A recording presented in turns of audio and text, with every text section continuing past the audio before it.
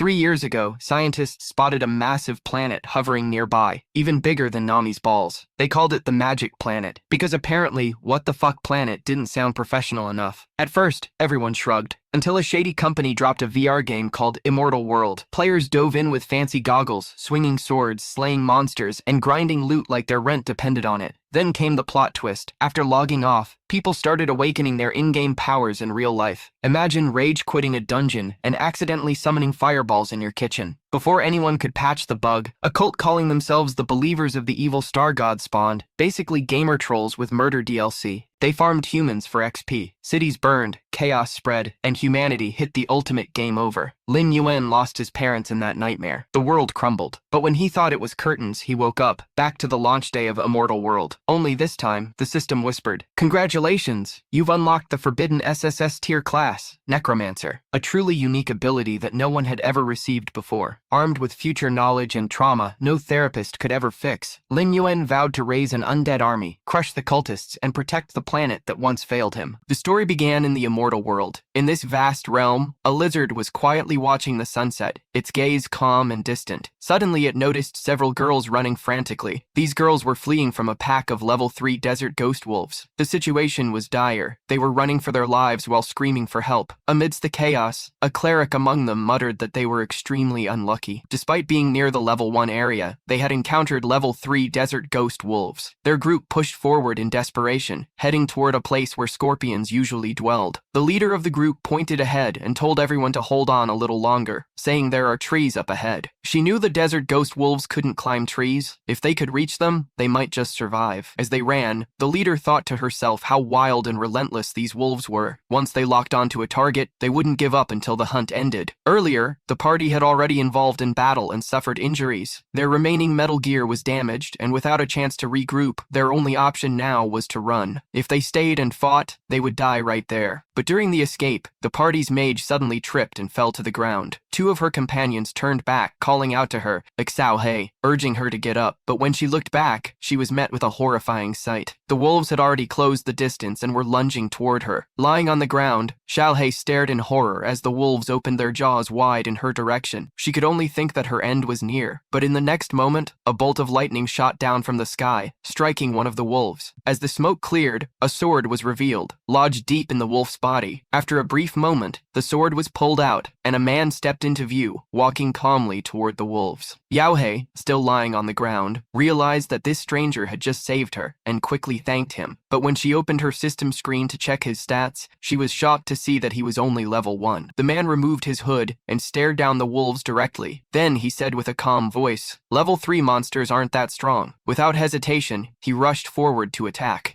The desert ghost wolves, wild and unrelenting, charged at him. But the stranger held his sword tightly, and with a few swift and precise strikes, he cut down each one of them with ease. The girls, who had just been running for their lives, stood frozen, completely shocked at what they had witnessed. The young man stopped, standing calmly as sunlight shone upon him. None of them could believe it. He had defeated powerful desert wolves with just a few blows, but their relief was short-lived. One of the girls urged him to look ahead, and when he did, more wolves began to emerge from the dunes. In fact, now there were even more than before. It seemed the scent of blood from earlier had attracted more predators. Realizing how dangerous the situation had become, the leader suggested that they run. She pleaded with the young man to come with them, knowing there were too many monsters to handle alone. The boy simply turned and looked at her, thinking silently. But then, without a word, he accessed his system and pulled out some cards. A system prompt appeared, asking, "Would Yuan Han like to summon skeleton warriors?" Without hesitation, he confirmed the command and threw the cards. On hit, a massive magic circle appeared on the ground, and moments later, a group of level 3 skeleton warriors arise from within it. Despite this unexpected turn, the desert wolves didn't retreat. They snarled and rushed toward Yuan Han's summoned army without fear. The wolves charged, but Yuan Han stood calmly and ordered his skeleton warriors to attack. As the skeletal fighters clashed with the wolves, our protagonist took full advantage of the opportunity, preparing to strike again. As he saw with each cut he made, it was one less wolf that the protagonist managed to defeat. Time passed, and 10 minutes later, he finally finished off the last wolf, which collapsed to the ground. He then pulled his sword out of its body, and the system interface appeared before him, stating that he had killed 16 desert ghost wolves. With all of them defeated, he walked over and collected several items from dead wolves. As these glowing orbs flew toward his hand, the girls who had been watching remained in shock, unable to believe that he had actually defeated the desert wolves. The mage stepped forward and asked if he happened to be a mage herself, and whether he had used some sort of summoning skill. She admitted that she was a mage too, but had never heard of such a technique. Our protagonist turned to her and calmly asked when he had ever said he was a mage. As the mage named Gil pondered what he really was, the system displayed his stats. He belonged to a forbidden class of SSS tier. His class was level 2, Necromancer. Talent, Dark Summon, Hell's Gate. Strength, 5. Physique, 25. Mental, 30. Afterward, Lin Yuan approached the body of a wolf, placed his hand on the corpse, and a ghostly aura began to rise, not just from one but from most of the fallen wolves. A system window popped up, asking if he wished to use Dark Summon on the desert ghost wolves. When he selected yes, the unique trait of his class was revealed. Although he possessed a warrior's physique, he could still summon darkness. This ability allowed him to transform monster corpses into zombies to fight by his side. These zombified beasts retain their previous stats and levels. Also, they gained a new ability called Body of Death, making them immune to most negative spells. When he activated his second talent, Gate of Hell, it enabled him to reincarnate these monsters using the powers of darkness. The number he could summon would increase as his level rose. A dark structure emerged from the ground, and a massive portal opened. From within, the summoned wolves began to walk toward their master. Not only did they respond to Lin Yuan's summons, but if his level became high enough, he could eventually form an army of relentless undead. Lin Yuan began to move forward, but just then, the scene shifted back to the party leader. She asked him whether he was reviving undead creatures like zombies, and demanded to know who he truly is. He simply told her to check the time. It was almost upon them. Right then, the system issued a warning. The world boss was about to appear, a beast known as the Giant Wolf of Death. Upon hearing this, Lin Yuan declared that it was time to advance. He would take on and defeat the final boss. Meanwhile, in another location is this desert, a group of warriors stared up at the sky as it turned blood red. Bolts of lightning struck the earth. From these cracks in reality, strange portals opened, and pairs of crimson eyes began to emerge. A man on the ground recognized what was happening. The giant wolf was manifesting and heading toward them. He remembered reading about it on the game's official site. It had an attack radius of 50 meters. He screamed for everyone to run as fast and as far as they could. A mass of people began fleeing the area, but their efforts were in vain. The creature's speed was beyond their imagination. While some were caught and devoured, 2 individuals hid behind a large rock. Unfortunately, the boss turned its gaze toward them. As it moved, it continued to consume anything in its path. The system then revealed the monster's level. It was level 6, but one of the guy's brothers ended up getting caught. They stopped right there. After all, it would be insane to face a monster like that. It was the giant wolf. They were far too weak to take on such a beast. He wondered to himself if this was the final boss. How could anyone in this world go up against a monster like that? However, just as this question crossed his mind, they saw a mysterious man walking toward the boss, gripping his blade. As they looked a little closer, they realized one of the NPs told his team to look at the sword. He must be a newbie. The giant wolf of death was a level 6 boss. Without any help, no one present would be able to defeat a monster of that caliber. In this world, monsters were categorized by strength, starting from normal, then moving up through elite, leader, lord, king, god, and finally monarch class. Among them, even a level 1 boss of lord class rank was a terrifying threat to a newbie like him. They began to whisper about it, but just then, Yuan Han stopped. The wolf halted too, as the others screamed. Lin Yuan calmly sized up the level 6 world boss. Without fear, he stared down the snarling, monstrous wolf. Lin Yuan looked upon the beast that had once brought him to the edge of death, and declared while glaring at it, "It's nothing." Enraged, the giant death wolf bared its blood-soaked fangs. Suddenly, the world boss activated its skill, unleashing a deafening and powerful howl. Bracing himself, Lin Yuan slid to a stop, his sword held ready. After its roar, the massive death wolf lunged forward, activating its deadly Deathclaw skill. Yet Lin Yuan remained unshaken. He met the creature's charge with a confident smirk, mentally assessing the boss's stats. Unimpressed by its enhanced HP and attack power, the narration clarified that this beast was considered an impossible solo challenge for any low-level adventurer in the desert. Lin Yuan remembered his past life. He had almost died fighting this exact monster with a full team. But now, reincarnated and hardened by battle, he whispered to himself that he he was no longer the same. The ground exploded as the wolf's massive claws smashed into where he had just been. With incredible agility, Lin Yuan dodged the attack. An onlooker gasped in disbelief, stunned by Lin Yuan's unreal speed. Suddenly, a system warning flashed across the interface. The world boss was now enraged, its entire body glowing with furious red energy. Lin Yuan smiled confidently and placed his hand on the ground. He summoned his power, and a swirling maelstrom of green energy erupted from the earth. From this energy, a colossal Hell's Gate rose, towering over the battlefield and completely dwarfing the giant enraged Deathwolf. With a resolute stare, Lin Yuan commanded his undead army to attack. From the gate burst forth an entire horde of ghost wolf zombies. Onlookers froze in shock, recognizing the zombified desert ghost wolves. They questioned how a single person could possibly create an army of them. Lin Yuan mused that all his leveling on the way here had paid off. His gate capacity had increased significantly. The game's aggro mechanics kicked in. The boss ignored the minions and charged straight toward the summoner. The giant Deathwolf, its red eyes blazing, sprinted past the zombie horde, targeting Lin Yuan directly. But one of the ghost wolf zombies lunged, bravely intercepting the world boss. It clashed head-on with the massive creature, diverting its attack. Lin Yuan then revealed his strategy. He was deliberately exploiting the aggro system. With the boss distracted, he dashed in with speed and precision, striking the creature with a flurry of sharp, blue glowing slashes. The boss roared, letting out a haunting, spectral cry as the zombie pack relentlessly swarmed it. He explained that he used his summons to keep pulling the boss's aggro away from himself. Confident in his strategy and sheer numbers, he calmly stated that even if each summon dealt only a little damage, the boss's HP wouldn't last long under the continuous, brutal assault from his undead army. The onlookers were clearly impressed, even though the monster was only a low-ground world boss. At the back of the crowd, 3 adventurers began plotting something underhanded. The boss's HP had dropped to 500, and Lin Yuan continued battling, landing critical hits that steadily chipped away at the wolf's health. With only 10 HP remaining, the boss collapsed to the ground, and Lin Yuan moved in to finish it off. Seizing what they thought was the perfect opportunity, the 3 adventurers sprang into action. Lin Yuan, unfazed, taunted them by acknowledging that his zombie army had been wiped out. One of the men sneered, declaring that it was now their turn, and that the rewards from the world boss rightfully belonged to them. But before they could react further, Lin Yuan turned sharply to face them. One of the men barely managed to shout a warning. Without a moment's hesitation, Lin Yuan slashed through all 3 of them in a single fluid strike, calling them idiots as they fell to the ground, defeated. The rest of the crowd stood frozen in disbelief, unable to comprehend how he had effortlessly taken down 3 level 3 thieves. With the threat eliminated, Lin Yuan turned back to face the boss wolf. He delivered a final critical blow, ending the beast's life once and for all. As the giant creature fell, he wondered what kind of rewards the game's first world boss would drop. His eyes landed on a treasure chest and a glowing gem that caught his attention. Upon closer inspection, he realized it was a soul gem. Reading the item description, he learned that after players reached level 60, they would need to visit the Eternal Council, home of the fairies, to continue leveling up. Although that journey was still far off, soul gems were known to be one of the easiest ways to obtain legendary equipment in the immortal world. Most new players barely possessed blank ground equipment,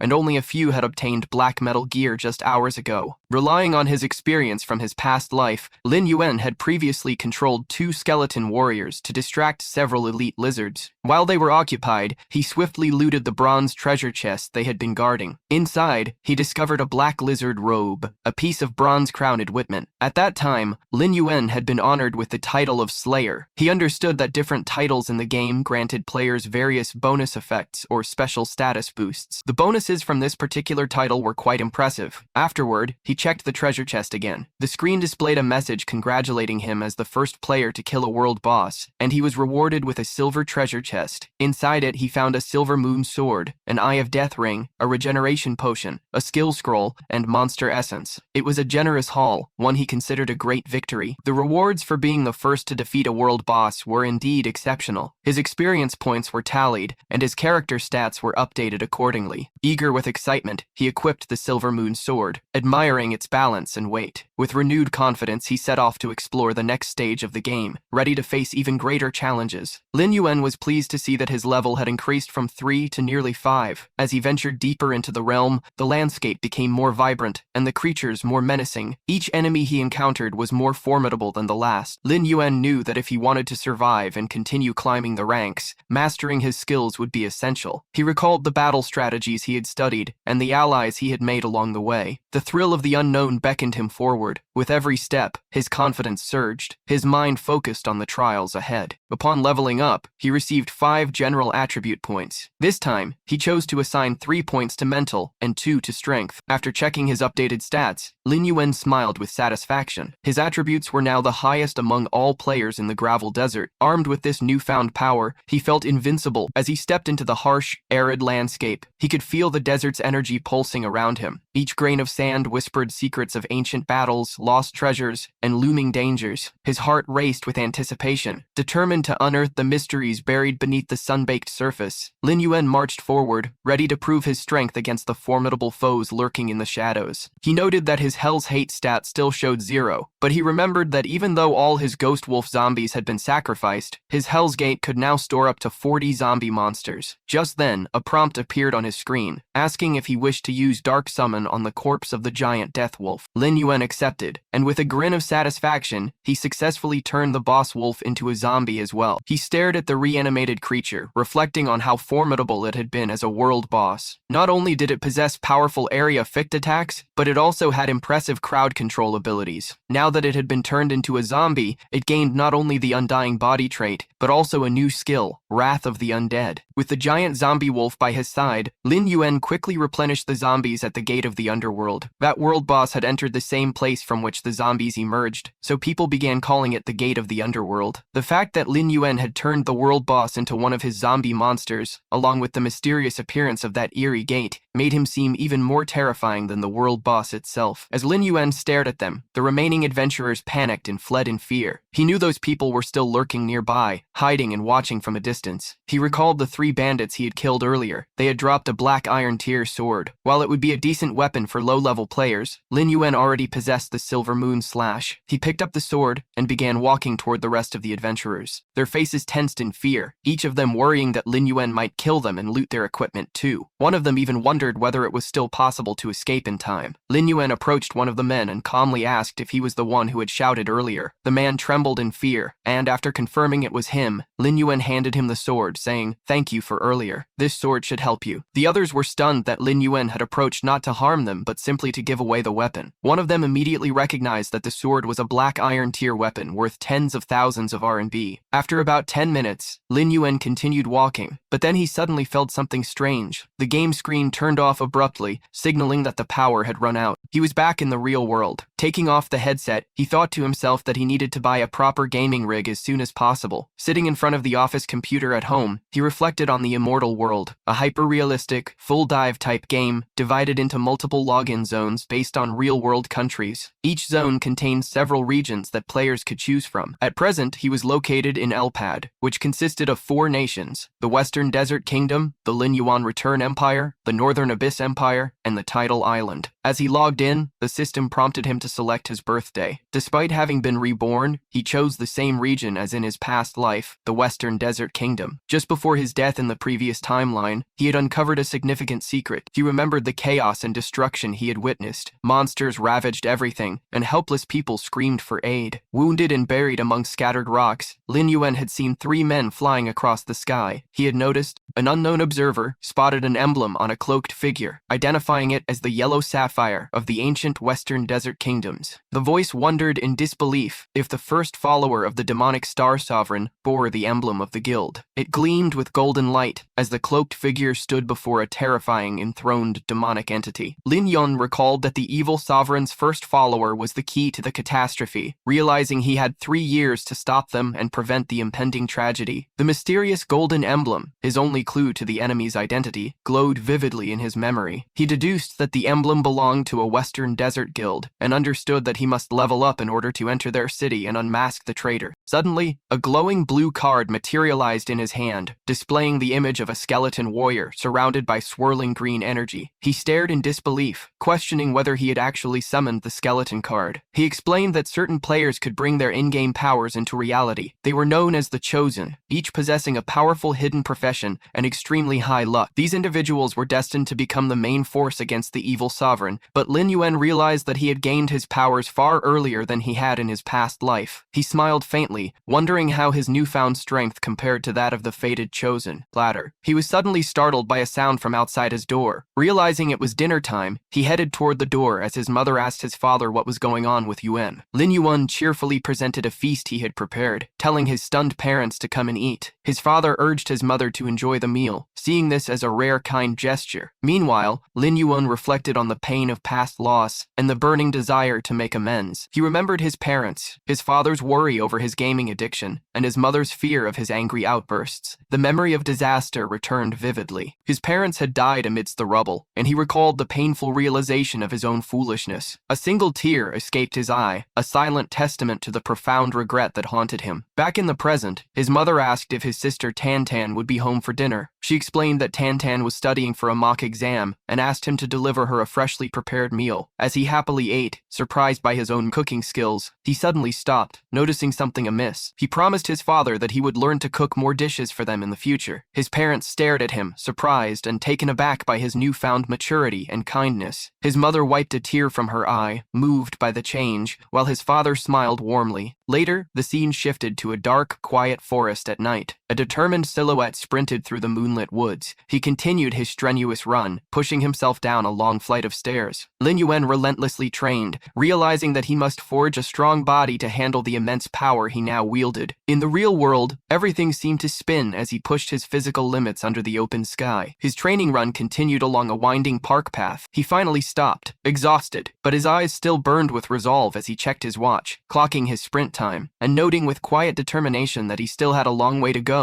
A vortex of blue energy pulled him back into the game world. A system message confirmed his arrival in the gravel desert. He stood ready for action. The desert sand began to tremble and shift violently. A monstrous creature erupted from beneath the dunes with incredible speed. Unfazed, he looked up as a flock of monstrous birds descended upon him. He remained perfectly still, awaiting the creature's attack with cold calculation. The wailing bird let out a piercing screech as it lunged forward. As the birds attacked, his blade flashed in a deadly arc. With the threat dispatched, a notification confirmed he had killed 3 birds and gained experience. He scoffed, disappointed by the meager 15 experience points earned from the fight. A spectral eagle soared over the canyon, its form glowing with green energy. The bait landed, revealing a massive horde of red-eyed desert ghost wolves lying in wait. From his hiding spot, he noted that the bait had successfully drawn out a huge pack of ghost wolves. He watched as the relentless pack charged across the desert landscape. He consumed the monster essence, instantly boosting all of his abilities. His eyes glowed with power as he seized the opportunity before him. As the wolf pack lunged, he declared that it was time to continue his warm-up. With a single, precise slash, he effortlessly killed the first wolf. Another wolf lunged, only to be met by a blinding flash from his sword. With glowing eyes and a steady hand, he prepared for the next wave of attacks. 2 more wolves fell. A notification confirmed 4 kills. He whirled through the pack, his blade a blur of motion. He cut down another creature, bringing his kill count to 10 wolves. The remaining wolves hesitated, surprised by his relentless and overwhelming power. A strange sigil suddenly glowed on the ground, halting the pack in its tracks. The ghost wolves stared at the glowing symbol. Their advance completely stopped, believing they had finally arrived. He gripped his sword, ready for the real fight. He unleashed a devastating cross-slash, carving through multiple wolves at once. The powerful arc of his attack ripped through the monstrous horde. He continued his brutal assault, felling another wolf with ease. A system notification confirmed he had successfully killed 20 desert ghost wolves. Another notification appeared, marking his 30th kill. As the slaughter continued, a wolf howled in agony as it was impaled by a spike of energy from below. He landed after another fluid attack, surrounded by the carnage. A notification joyfully announced he had leveled up to level 5. The massive chained gateway to the underworld materialized. He observed with satisfaction that his Hell's Gate was once again filled with undead monsters. His new level 5 stats were displayed, showcasing his impressive power and fully stocked Netherworld Gate. He reflected that, with his increased attributes, he could now take on the elite monsters of the same level. Standing at the top of a cliff overlooking a desert city, he resolved that it was time to find that person. Lin Yuan arrived at the bustling streets of a large desert town. As he walked through the crowded marketplace, his cloaked figure drew the attention of many onlookers. Without hesitation, he stopped in front of a wooden door, his objective clear in his mind. He slowly pushed it open, stepping into a dimly lit room. Inside sat a bearded man named Kansi. Kansi, a mage instructor. Upon hearing the door creak open, Kansi glanced up and asked, "Who's there?" Lin Yuan stepped forward and respectfully introduced himself, stating that he had come to learn skills. The game mechanics explained that while most skills were dropped by monsters, a select few could also be learned directly from special NPC instructors. Lin Yen remembered that Kansi had been one such instructor in his previous life. Kansi, meanwhile, daydreamed about the money he could use for drinks. Though he had once been a capable mage, he knew little about the newly unlocked Soul Reaper class. Still, he understood that it relied heavily on magic. Lin Yuan requested that Kansi teach him 3 basic skills to complement his current abilities: Spirit Flame, Healing, and Concealment. With a dismissive wave, Kansi replied, "Anything's possible with money." He casually summoned a glowing ball of magical energy and declared with mock enthusiasm, "Do your best, for the glory of mages." A system notification chimed, confirming that Lin Yuan had learned Spirit Flame and the art of healing, displaying their basic stats. Another message appeared, confirming the acquisition of his 3rd new skill, the art of concealment. Lin Yuan carefully analyzed his new skills. Though simple, they were effective, each with solid foundations, but all requiring rare resources to upgrade further. With his new abilities acquired, he resolved to continue leveling up. Soon he arrived at Black Sand Mountain and discovered the entrance to Kobold Mine. A system window explained that kobolds were level 5 monsters who preferred ambushes and traveled in large groups. Lin Yuan recognized this as the perfect opportunity to farm experience for his undead army. He drank a night vision potion, granting him 30 minutes of clear sight within the darkness of the mine. He planned to use this time to both master his new skills and search for hidden treasures. With a torch in hand and flanked by his formidable undead wolves, he ordered his spectral minions to move forward and clear the path. A distant sound echoed from the darkness, signaling that they were no longer alone. Leading his ghostly army deeper into the winding cavern, Lin Yuan remained on high alert. From the shadows, 2 kobolds with glowing red eyes suddenly emerged, ready to pounce. Holding his torch high, surrounded by his spectral wolves, he quickly scanned the darkness, aware that more kobolds were likely lying in ambush. In one swift motion, he hurled his torch deep into the cavern's depths. The firelight illuminated the area, revealing a massive staircase, and, just beyond it, a horde of snarling, red-eyed kobolds brimming with bloodlust. A system window popped up, showing the stats of the common kobold miner. The torch landed, igniting the ground and instantly revealing the enemy's position. He unleashed his undead wolves, ordering them to kill every single kobold in sight. Suddenly, a kobold ambushed him from above, swinging a heavy pickaxe. The furious kobold let out a mighty roar as it brought its weapon crashing down, but his undead tore through the front line. A system notification confirmed the kill of 2 kobolds. The smash skill barely harmed his undead wolf, proving its resilience in battle. Lin Yuan entered the fray, his glowing sword cleaving a kobold cleanly in 2. With 8 kobolds killed, he noted their weak combat capabilities, but reminded himself to dodge their crude shovels. He fluidly weaved through a storm of swinging pickaxes from the enraged kobolds. One kobold swung with ferocious intent, clearly aiming to crush him, but his blade flashed again, cutting down the attacker in a spray of blood. The slaughter continued as another notification confirmed the death count, 20 kobolds down. The mine workers lay motionless beneath him, as he stood victorious atop a pile of his fallen enemies. He smiled with satisfaction as his art of vanishing skill gained experience. Pleased with his progress and finding the kobolds too weak but efficient for leveling, he began converting their corpses into a new undead army. A system notification confirmed the creation of undead kobold mine workers, displaying their newly looted stash. He commanded these undead kobolds to move forward while he hunted for the leader of the minions, confident in the strength of his new powerful underlings. Venturing deeper into the cavern, he suddenly stopped, sensing a shift in the atmosphere. The path ahead was lined with jagged crystalline formations that shimmered faintly in the dim light. With a smirk and a ball of green energy swirling in his hand, he triumphantly declared, "Found you." He unleashed the blast of energy, instantly killing 2 mud slimes and gaining experience. Cautiously, he moved forward, aware that a pair of glowing red eyes was watching him from the darkness. A massive kobold leader wielding a spiked metal whip revealed himself, standing unfazed by the death of his underlings. Lin Yuan stood ready, his undead army poised behind him to face the looming boss. He reflected that every predator was destined to become prey eventually, a memory flashing in his mind of a wolf devouring a bird, only to be later swallowed by a massive blue snake looming behind it. The brutal cycle of nature was clear, and he knew absolute danger danger lurked around every corner, waiting for even the slightest mistake. Boom! A brutal clash erupted in the darkness, prepared to annihilate everything in its path. As the intense battle prepared to unfold, when the wolf changed, a massive snake devoured one of the wolves. For Lin Yuan, this was the moment when the hunter became the hunted. Calmly, he caught the kobold leader's massive spiked weapon with one hand, gripping it tightly. He declared, "Gotcha." The kobold leader stared in disbelief as Lin Yuan effortlessly held back its powerful attack with a single, fluid motion. Then, twisting the weapon back toward its wielder, Lin Yuan reversed the force. Crystalline shards erupted violently from the ground, catching and crushing the kobold leader's arms. The explosion of jagged crystals pinned and impaled the monstrous creature, trapping it completely. Wounded and immobilized, the kobold leader let out a furious, defiant roar. Its eyes widened in pure shock, unable to comprehend its sudden and absolute defeat. With a smirk and a glowing hand, Lin Yuan moved closer, preparing to absorb the essence of his fallen foe. He stood victorious over the monster's broken form, his blade still poised from the final blow. A system notification echoed in his mind, confirming the kobold leader had been slain. As his eyes glowed red with power, Lin Yuan sensed something else, a new and far greater threat emerging from the darkness deep within the cavern. He stood alone, silent, as the growls of an approaching horde began to echo around him, shaking the air with their rising fury. Suddenly, the kobold leader's corpse twitched one final time, activating a hidden skill that sent the entire kobold horde into a violent, bloodthirsty frenzy. Their attack and movement speed surged. Nearly 50 kobolds now charged straight at Lin Yuan like a tidal wave of rage, but Lin Yuan remained unfazed. Calm and ready, he raised one hand and summoned his undead wolves once again. "Go get some fresh air," he said casually, as if releasing them into a park instead of a battlefield. A glowing sigil formed in his palm, sparking with spectral energy, and from it emerged the spectral wolf pack. Their eyes glowed with fierce intent as they aligned at his side. Lin Yuan smiled with cold confidence as one of the wolves' eyes gleamed menacingly. "Let the hunt begin," he declared. Then, his world boss summoned, the massive undead wolf stepped forward, letting out a bone-rattling roar. The undead wolves charged headlong into the frenzied kobolds and chaos erupted in the cavern. One undead wolf sank its fangs deep into a charging kobold, ending its assault instantly. Just then, a system notification chimed in, announcing that the world boss had activated its demonic wolf's howl skill. The enormous wolf released a terrifying, echoing howl that sent a powerful green shockwave rippling through the battlefield. The sonic blast hit the kobold army head-on, stunning and weakening them all. Another notification confirmed a successful hit. The kobolds were now stunned and bleeding. Taking advantage of their immobilization, Lin Yuan gave a single, brutal command: "Kill them all."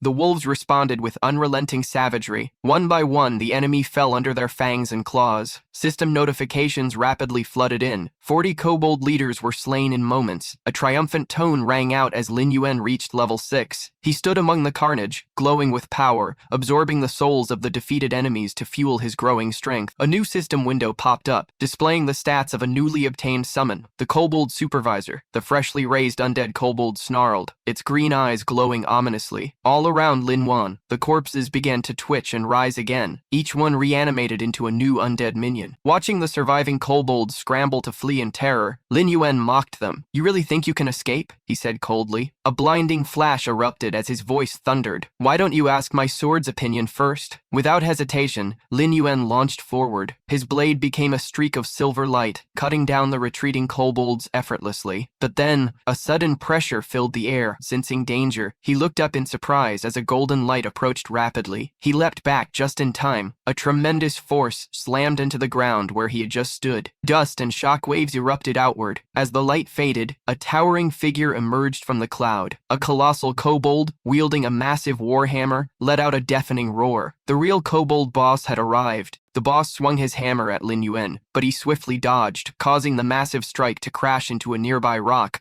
right where the jammer was stuck. Seizing the opportunity, Lin Yuan charged forward. Gripping his sword tightly, and thinking that this might finally be the end, he slashed at the boss. However, the boss's defense was formidable, completely negating the attack. Realizing this, Lin Yuan stepped back and muttered to himself that, as expected of a dungeon boss, even his best efforts couldn't pierce through its armor. Enraged, the boss let out a deafening roar and swung his hammer again with such force that it cracked the floor beneath. Lin Yuan dodged once more, noting that this dungeon boss operated with an entirely different set of attack patterns compared to elite-class monsters. It was at least 2 or 3 times more powerful than anything he had previously faced, and he understood he needed to create distance. Wasting no time, Lin Yuan summoned his undead forces, zombie kobolds, zombie wolves, and even the boss wolf, to engage the enemy. The kobold boss lunged forward with a heavy strike, landing a critical blow on the undead. But the zombie wolves retaliated quickly, biting at the boss and steering it toward Lin Yuan's direction. At the same time, the Wrath of the Undead skill activated, sending a wave of intense pain through the boss's body.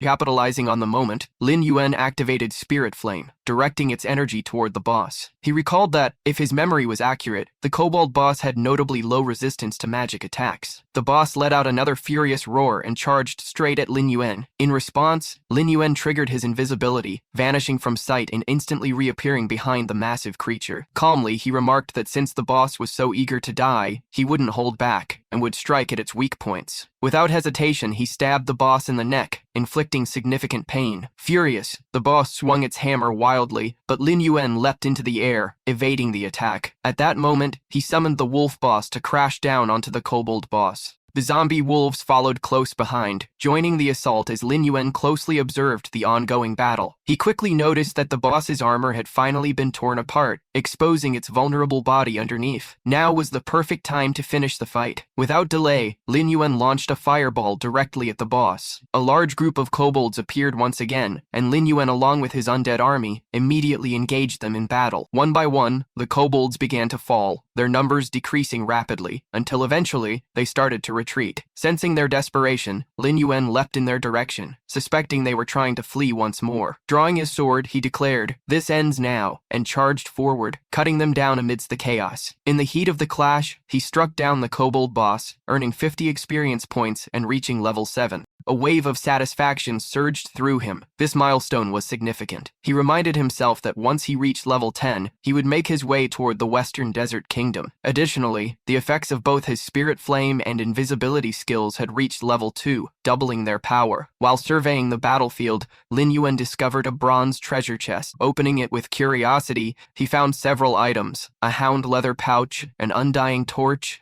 a skull mask, and a shadow gauntlet. Intrigued, he used the leather pouch and received 20 gold coins. He recalled that a currency exchange between the real world and the game world was about to be established, meaning those 20 gold coins were worth approximately 200,000 yuan. Not bad at all, he thought with a smirk. He examined the undying torch and skull mask before turning his attention to the shadow gauntlet. After checking its stats, he equipped it with a grin. Finding a silver-grade item inside a bronze treasure chest was incredibly fortunate. The gauntlet's strength rivaled that of the kobold boss itself, and Lin Yuan couldn't wait to put it to the test. Meanwhile, outside the Cobalt Caves, the Flying Yellow Dragon group had just finished slaughtering a horde of wolves. One of the members commented that their new strategy seemed to be working flawlessly. They had taken down 30 desert ghost wolves in under a minute. Another added that, as long as they fought side by side like brothers, nothing could stand in their way. A young boy from the back chimed in, saying it was only natural for the guildmaster and vice-guildmaster to be strong enough to defeat so many desert ghost wolves on their own. He also mentioned that if those bastards from the Thunder Guild returned, they'd wipe them out and take all their gear. The vice-guildmaster, however, fell into thought, wondering aloud that if Lin Yuan hadn't appeared, they would have been the first to take down the world boss. He questioned which other guild even had the nerve to challenge them, but just then,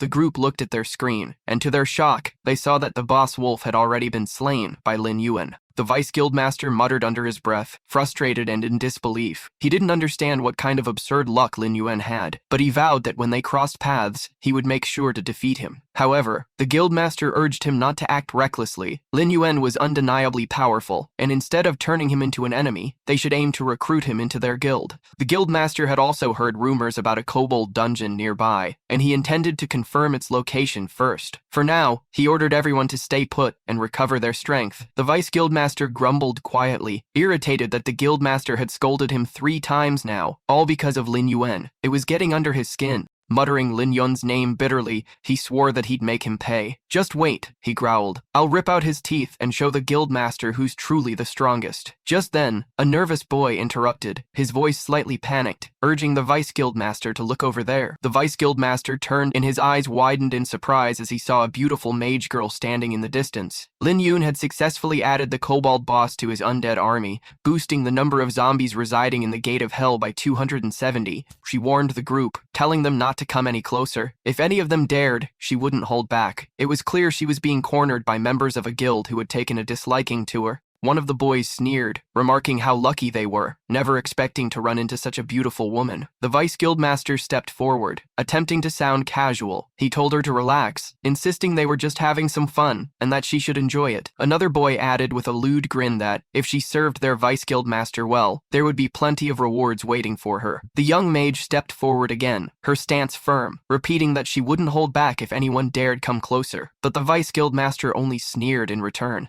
With a brutal motion, he kicked her to the ground and grabbed her by the hair, laughing cruelly. He mocked her for being a powerless mage, questioning how someone like her thought she could stand against them. "Don't be naive," he spat. "If you haven't given up yet, then go ahead. Give us your best shot." Forcing her down, he climbed on top of her, threatening her with vile intent. "Just try to resist," he snarled, his breath foul. "The more you struggle, the more fun it gets." She screamed in distress as he began tearing at her clothes, until, in the blink of an eye, a shadow moved. Lin Yuan appeared without a word and delivered a devastating punch to the Vice Guildmaster, sending him flying. The impact launched him through the air and into a nearby wall with a thunderous crash. The other guild members stood in stunned silence. Lin Yuan, his eyes cold, casually remarked that the gauntlet's effect was better than expected, much handier than he had imagined. One of the boys immediately turned and sprinted off to inform the guildmaster of what had just happened. The remaining two drew their weapons, shouting angrily, demanding to know who dared strike their vice guildmaster and insult the bloodstained guild. But Lin Yuan's eyes narrowed. He recognized the emblem stitched on their armor, Bloodfilth Guild. He remembered them all too well. In the early days of the immortal world, the Bloodfilth Guild had risen to infamy, becoming the top guild in Black Sand Town. Its members were mostly red-named players, villains known for theft, robbery, and murder. Within the game's system, players whose evil gauge reached 10 were branded red, marking them as dangerous. Although death in the game didn't equate to death in real life, being killed still meant significant losses, equipment, progress, and levels. Lin Yuan asked calmly, "So, you're from the Bloodfilth Guild?" His voice betrayed none of the rage simmering underneath. He recalled clearly how these rats had once caused him no end of trouble in his past life. One of the boys scoffed and confirmed his suspicions. He warned Lin Yuan that the Bloodfilth Guild was now the #1 power in Black Sand Town, and since he had just assaulted their vice guild master, he had made a deadly enemy. "You should be terrified," the boy hissed. "It's already too late to beg for mercy. If you want to avoid dying horribly, then cut off both your arms and kneel like a dog. Bark for us. Maybe then we'll let you live." Without blinking, Lin Yuan moved. In a flash, he slashed off both their arms, sending them screaming to the ground. He stood over them, expression unmoved. "I'll help you keep your arms," he said coldly. "But as for the barking, save it for your journey to hell." The mage girl slowly rose to her feet, stunned by Lin Yuan's sheer power and composure. She looked at him, breathless, silently thinking how strong he truly was. Meanwhile, the vice guildmaster groaned and forced himself to his feet, chugging a regeneration potion that restored 20% of his HP and mana. His face twisted in fury, veins bulging from his forehead. As the potion's effects kicked in, he screamed in rage, pointing at Lin Yuan and bellowing, "You're dead! I swear! You're going to die!" The guildmaster arrived, accompanied by a man who pointed directly at Lin Yuan, declaring that he was the one bold enough to come there seeking death. The man accused Lin Yuan of nearly killing the vice guildmaster, his voice filled with fury. In response, the guildmaster drew his weapon, ready for confrontation. But the moment he laid eyes on Lin Yuan, he froze. Lin Yuan wasn't alone. Beside him stood the rumored figure Anil, and he is known for his cold, piercing gaze and a sword said to be as sharp as moonlight, capable of cutting through anything. Even while standing still, Lin Yuan radiated a crushing pressure. The man beside the guildmaster urged him to act, shouting that Lin Yuan was a blind fool who dared to provoke the Bloodfilth Guild and should prepare for death. Yet, the guildmaster hesitated. The overwhelming pressure and that sword both felt like something born from a powerful boss stroke. He began to suspect that the man in front of him truly was Lin Yuan, and realized that those who had dared to provoke him were in deep trouble. Lin Yuan silently wondered if this really was the guildmaster of the Bloodfilth Guild. At the same time, the guildmaster, weighing his pride, understood he couldn't afford to back down in front of his men. There was no turning back now. Accepting that the battle was inevitable, he charged forward. A nearby girl called out to Lin Yuan, warning him to stay alert, just as both the guildmaster and vice-guildmaster launched their joint assault. The guildmaster roared that offending the Bloodfilth Guild had been the worst mistake of Lin Yuan's life. He saw this as the perfect chance to crush him, especially with the vice-guildmaster joining the attack. But Lin Yuan was unfazed. He swiftly summoned a kobold chief, which struck the vice-guildmaster with force, forcing him to retreat. Seizing the moment, Lin Yuan turned to counterattack. With a cold edge in his voice, he declared that it was now his turn. In a flash, Lin Yuan delivered a powerful slash that struck the guildmaster down, killing him instantly. As the dust settled, he remarked that not even the first gate had been enough to make him take this fight seriously. Just then, a system notification appeared, warning that Lin Yuan had killed another player and his evil value had increased by 2 points. He noted to himself that as long as it didn't rise again within the week, it would eventually reset and disappear. The girl beside him pointed out that the remaining members of the guild were now fleeing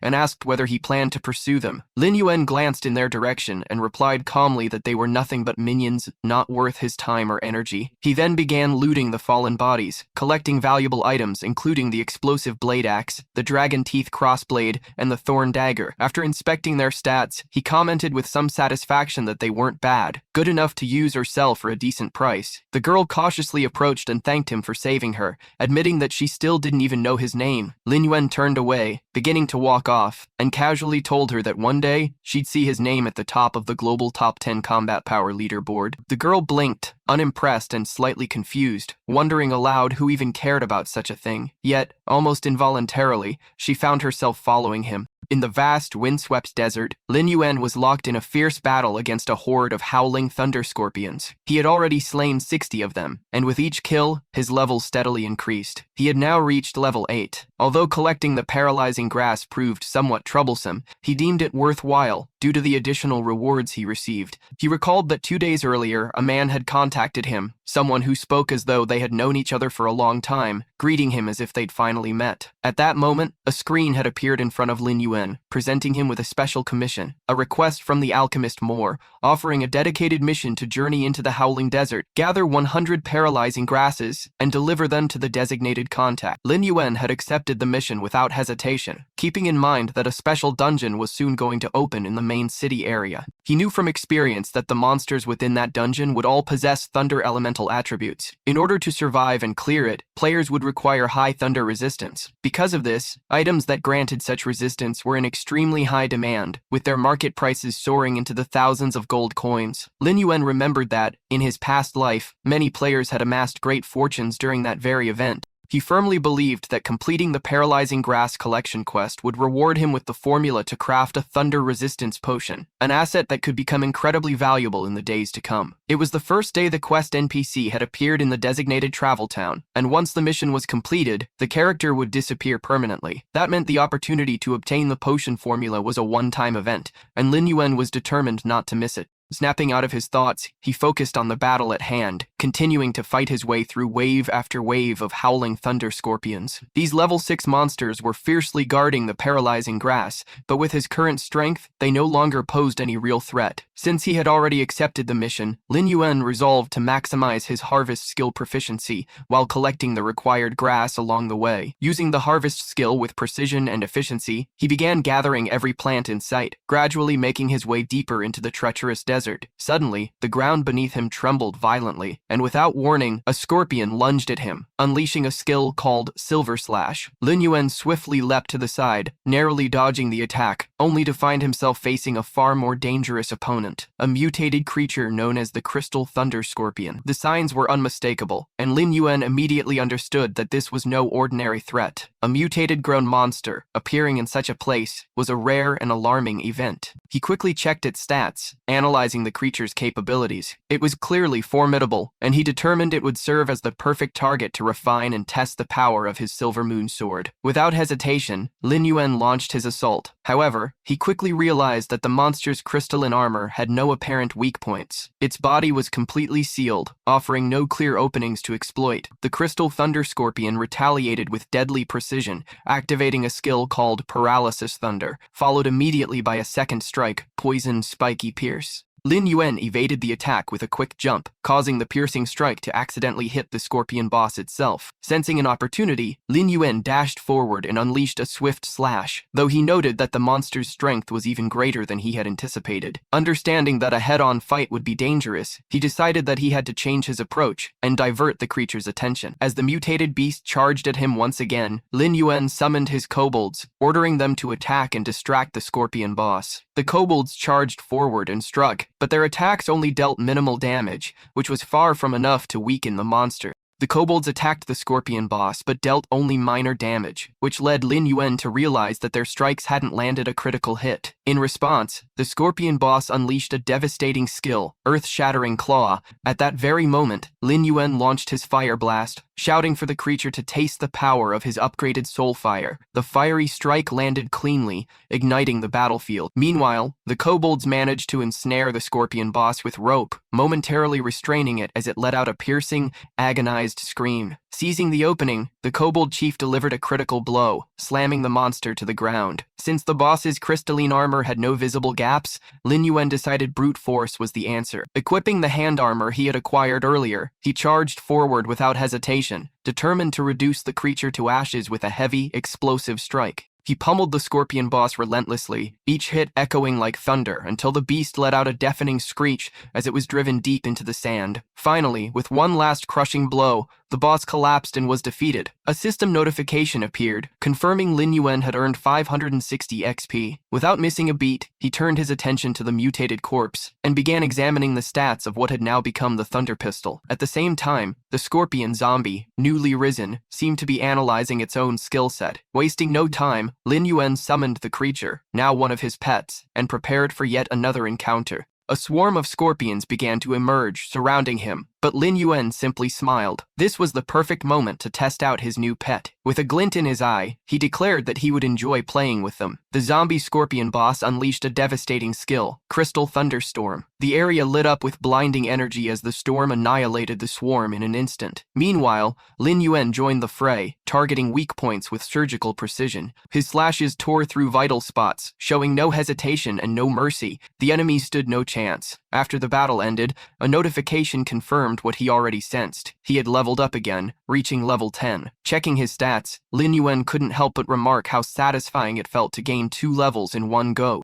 Among the rewards he received were several valuable items, a silver-tier lightning spear footguard, the ring of paralysis, and even a spectre hand crossbow. Examining the loot, he noted with satisfaction that everything obtained from the treasure chest was of silver-tier quality. He thought to himself that selling those items could go a long way in improving his family's situation in the real world. Then another notification appeared on his screen, stating that all monsters in the area had been eliminated. It also congratulated him for obtaining a gold-tier class skill book. Curiously, Lin Yuan opened the book's interface and discovered that it granted a Dark Curse skill, exclusive to the Necromancer class. Feeling incredibly fortunate, Lin Yuan thought that his luck had truly turned for the better. The screen confirmed that the skill book had been successfully added to his memory database. A final message congratulated him on acquiring a powerful, classic ability, Dark Curse. Eager to understand its potential, Lin Yuan focused his attention on the stats and detailed description, ready to see just how powerful his new skill truly was. Lin Yuan looked at the glowing energy in his hand and realized he could now restore 20% of an undead's health. His expression grew serious as he contemplated the tactical advantage this new healing ability granted his summoned creatures. Turning toward his pet giant scorpion, which was currently sitting at only 60% health, he decided to put the ability to the test. He extended his arm and released a concentrated beam of restorative energy. The glowing blue light struck the creature, and several rings of shimmering light spiraled around its body, signaling the activation of a healing effect. A system notification promptly confirmed the creature's HP had been restored to 80%. The scorpion let out a thunderous roar, its strength returning. With the healing complete, Lin Yuan decided it was time to head to the main city and begin searching for his first subordinate.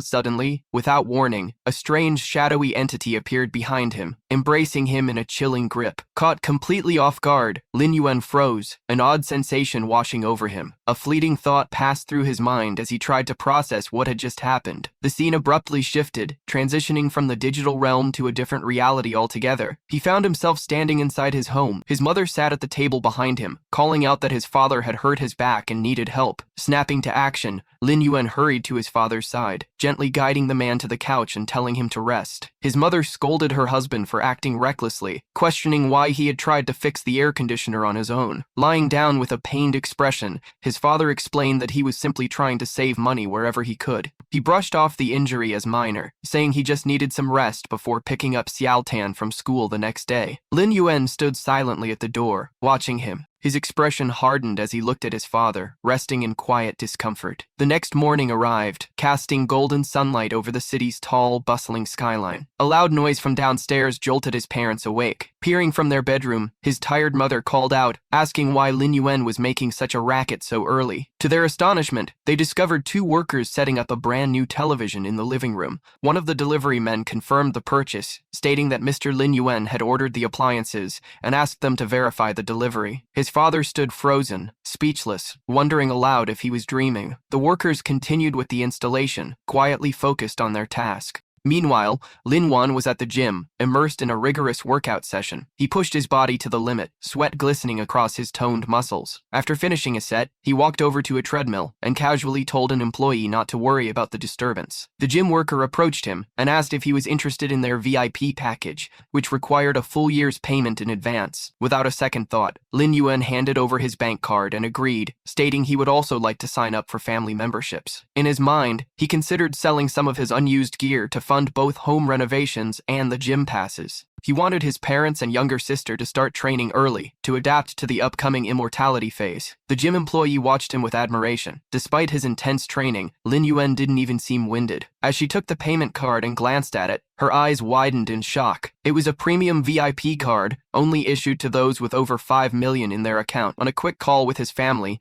Lin Yuan calmly explained that the money was prize money, telling them not to worry, and assuring them he would stay with his sister. The employee stared at the card in her hand, thinking how incredible it was that someone so young could already be so capable and successful. The scene shifted again to Shu Shui First High School. Students buzzed with excitement, chatting about heading to the internet cafe. Among them walked a blonde girl with a blue bow, descending the stone steps of the school alone. This was Lin Tan, Lin Yuan's younger sister. Her thoughts drifted to her own brother, who had always been buried in his games, detached from reality. Her gaze sharpened. She didn't need a brother like that. In fact, she didn't want one at all. Just then, a fellow student called her out, accusing her of being arrogant despite her beauty. A group of boys blocked her path, their leader demanding that she show some respect. After all, they had come to personally invite her. Lin Tan's cold defiance only infuriated the leader further. He raised his fist to strike, sneering as he called her shameless. Lin Tan flinched at the outburst but stood her ground, voice unwavering as she warned him that she would call the police if they continued harassing her. Suddenly, one of them shoved her violently, sending her sprawling to the ground. Her classmate gasped in fear, calling out her name. The bully loomed over her, shouting that she should feel honored and questioning why she behaved so high and mighty. As he prepared to strike, Lin Tan instinctively raised her knees and crossed her arms, bracing herself for the inevitable blow. But just as his hand descended,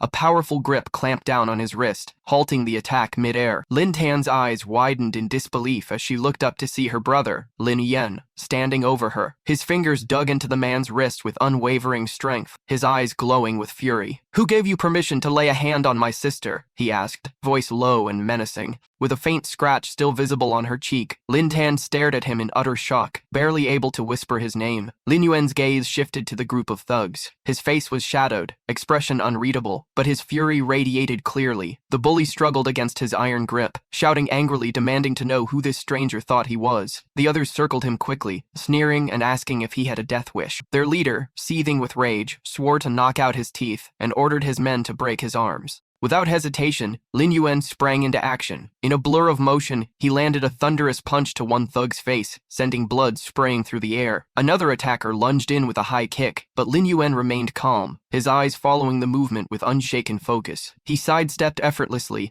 and countered with a brutal punch to the man's abdomen. The sheer force of the strike caused a shockwave to ripple outward. The main thug staggered to the ground, but Lin Yuan wasn't finished. He stepped forward and stomped down mercilessly on the man's face, crushing him beneath his foot with unforgiving strength. He stood tall amidst the wreckage, his presence so overwhelming that the very ground beneath him seemed to crack and tremble. With his foot firmly planted on the fallen bully's chest, he looked down at him in disgust while stunned students watched in absolute silence. With the fight decisively over, he turned to his sister and said simply, "Let's go." Lin Tan's friend stood frozen, speechless from what they had just witnessed. As they walked away, she glanced at her brother and asked why he had come to pick her up. Quietly, she wondered, this was the same brother who usually spent his days glued to games, never leaving the house. Lin Yuan explained calmly that their father had injured his back, and their mother was currently taking care of him. Lin Tan blinked in surprise and asked if the injury was serious. He reassured her that it wasn't anything major and told her not to worry. They continued walking side by side, but an awkward silence lingered between them. Neither of them knew quite what to say. Lin Tan realized it had been a very long time since they'd spoken like this, and now, being with him again felt unfamiliar and strange. Lin Yuan walked with his hands in his pockets, his gaze fixed ahead. Just then her friends called out from behind, hurrying to catch up. They gushed over him excitedly, praising how thoughtful it was of him to come and get her. One asked why she had never mentioned having such a strong and handsome brother. Lin Tan glanced sideways, watching him as he walked ahead. More girls nearby turned their heads, clearly intrigued by the mysterious newcomer. One brave student greeted him, and he responded politely. Lin Tan observed silently, realizing she had never noticed how tall he actually was. She wondered when he had started working out, now understanding how he had taken down the thugs so effortlessly. In her mind, he had always been the quiet type, someone who would stand alone in a crowd, absorbed in his own world, a gamer. And now, as she walked beside him, a single thought echoed in her mind. When did he change so much, and why? Students began to say their goodbyes after class, voices echoing through the hallway. Lin Tan smiled and waved cheerfully, calling out that she'd see everyone tomorrow. But as she turned away, her bright expression faltered, a flicker of confusion crossing her face. Something felt off. At that moment, Lin Yuan suddenly crouched down in front of her, casually offering to carry her. A few students lingered nearby, watching with surprise and whispering among themselves, clearly intrigued. Flustered, Lin Tan quickly insisted she could walk on her own, her cheeks turning pink at the unexpected offer. Before she could react further, he pulled her gently forward. Her eyes widened in disbelief, and before she could protest again, he hoisted her onto his back without hesitation. Completely ignoring her protests, Lin Yuan began walking calmly. He explained that everyone else had already left, and advised her not to push herself if her ankles still hurt. He then pointed at her scraped foot, reminding her that she had twisted it earlier while pushing herself too hard. Stunned, she stared at him, wondering how he had even noticed the injury. Moments later, they arrived home. Lin Yuan carried his sister through the door and casually announced their return, prompting visible surprise from their parents. The older couple exchanged a quiet, puzzled glance, unsure how to process the scene before them. Trying to lighten the atmosphere, their father cleared his throat and said simply, "What matters is that you're both home safe." Later that evening, the family had settled in. Lin Yuan stood at the sink, washing dishes with mechanical ease. Meanwhile, their mother turned to Lin Tan and remarked how different her brother seemed now. Her father nodded in agreement, adding that Lin Yuan had started cooking and even purchased new appliances for the house. Their mother added that the bond between them had improved too, reminding her of when they were children. Lin Tan sipped her drink quietly, reflecting to herself that her brother had always been a little strange, but now she couldn't help but wonder if he had truly changed. After finishing the dishes, Lin Yuan wiped his hands and adjusted his hoodie. "Everything's taken care of," he said plainly, before adding that he was heading back to his room. Tan Tan, holding a warm drink nearby, glanced at him silently, her expression shifting. As he walked off, she thought to herself, somewhat disappointed, that he was still just a shut-in who played video games all day. But just then, he paused at the doorway and turned, holding something out to her, a bottle. She blinked in surprise as he explained that it was for her ankle, telling her to apply it after her shower. It had excellent therapeutic effects. Then, without waiting for a response, he casually added that he was off to play games, and told her not to bother him unless it was important. He closed the door behind him, and Tan Tan sat down slowly, a small smile tugging at her lips. "No one wants to go into your weird room anyway," she whispered under her breath. When their mother asked if anything had happened at school, she simply replied that nothing important had occurred, before heading off to shower. Meanwhile, in the dim glow of his room, Lin Yuan leaned back into his gaming chair, settling in as he pulled on his VR helmet. It was time to return. The moment his consciousness synced with the virtual world, his avatar dropped into the game with a thunderous impact, landing in the scorched sun district of Windsand. His goal was clear: find and capture the elusive target he referred to only as Rat. From above, his avatar surveyed the sprawling desert city, its sun-baked walls glowing under the digital light. A system message appeared, confirming that he had entered the Windsands region. Down below, a man knelt on the ground, desperately pleading with a guard, insisting it was all a misunderstanding. But the officer showed no mercy, driving a spear down and silencing him with cold authority, ordering him to prison 1. Lin Yuan's eyes narrowed beneath his cloak, surprise flashing across his face as he observed the brutal scene. The city guard paused briefly, sensing something or someone, but after scanning the area, dismissed it as a false alarm and led the prisoner away. Lin Yuan remained hidden in the shadows, watching until they disappeared down the corridor. He knew these patrols were sharp-eyed and relentless. He needed to lay low for 3 more days until his sin level dropped. But this quiet stretch also gave him a chance to retrieve something valuable from an old friend he hadn't seen in a long time. Later, a man dressed in ornate robes scoffs, mocking Lin Yuan for being just a low-level mage, weaker even than the patrol guards. But the mood shifts as another man suddenly gasps in pain, dark fluid spilling from his mouth. A hooded figure calmly explains that the man has been poisoned, his organs already deteriorating. Without immediate treatment, he warns,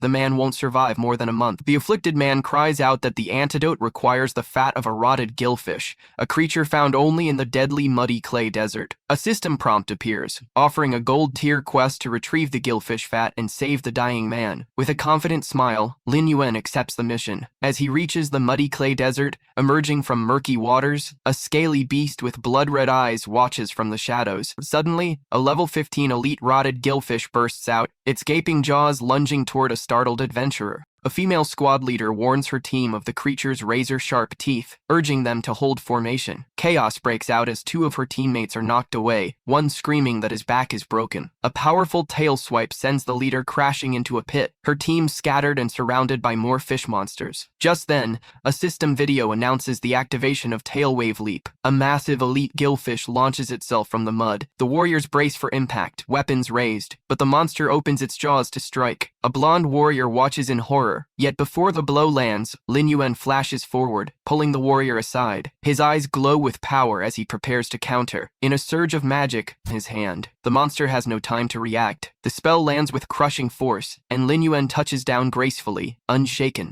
Kneeling in the mud, he touched his neck, asking himself in disbelief if he had truly survived the attack. But his relief was short-lived. As he looked up, a sudden realization struck him. He began to wonder about the great hero who had just saved his life. Now airborne, the hooded adventurer hovered with quiet confidence, green magical energy swirling around him as he prepared his next move. A surge of power erupted from his hands, crashing down onto the massive creature below. The green tendrils lanced through the swarm, striking the smaller fish monsters and sending them into disarray. Even the elite monster let out a guttural roar, clearly reeling from the assault. The remaining fish turned their attention to the lone figure above, readying themselves to strike. From a distance, the blonde warrior screamed a desperate warning, begging the hero to be careful. In the next moment, 2 of the scaly creatures launched forward, red eyes locked on their target and closing the distance with deadly speed. But Lin Yuan scoffed, unimpressed. Was this truly the best they could do? He landed cleanly on the elite monster's back, sword materializing in his hand. With a swift motion, he unleashed a devastating strike. The energy-infused blade slammed down with immense force, crashing into the monster's skull and halting the enemy's charge instantly. The blonde warrior could only watch in stunned disbelief. This lone adventurer was single-handedly holding back monsters that had overwhelmed his entire 8-man party. Yet before anyone could celebrate, a horrifying thought crossed the warrior's mind. His expression twisted in fear as he remembered. These creatures had a group attack skill too. Right on cue, a remaining moldfish let out a unified roar. Still standing atop the elite beast, Lin Yuan remained firm as a sickly green aura began to envelop the battlefield.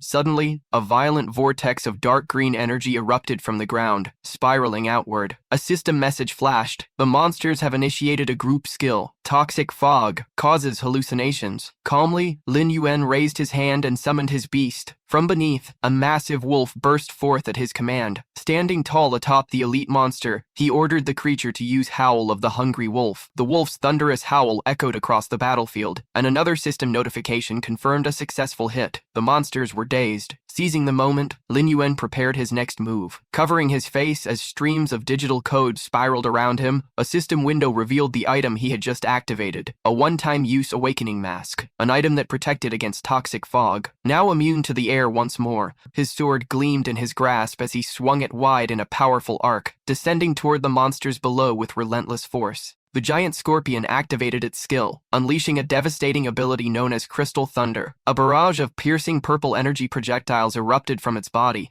streaking through the air and slamming into its targets. One of the large fish monsters was struck directly, triggering a violent explosion that coated it in a sandy crystalline substance. Sharp energy crystals continued to tear into the monster's newly formed outer layer, piercing deep into its body. Yet, remarkably, the creature withstood the initial onslaught. With its gaping maw wide open, it let out a defiant roar, proving it was still very much alive. Nearby armored soldiers looked on in shock, realizing the attack wasn't enough. The enemies were too strong and far too many. Just then, a figure dropped from the sky, landing firmly on the sandy ground. As the dust settled, one of the soldiers stepped forward, bewildered, watching as the stranger rose to his feet. The newcomer calmly asked, "Who said my intention was to kill them all?" The hooded man stood confidently, eyes sharp beneath his cloak. One of the soldiers suddenly gasped, realizing something. The scorpion's attack had targeted the female monster's stomach. The several slain female monsters now lay motionless, leaking a strange purple fluid. From a distance, the surviving males watched, but their expressions changed. An unsettling understanding dawned upon them. The males, now filled with rage, turned on each other and began to fight in a wild frenzy. It became clear, when the females died, their ruptured egg sacs released large quantities of muscatone, a potent substance found within the purple fluid. This natural compound triggered the male mackerels into a violent frenzy,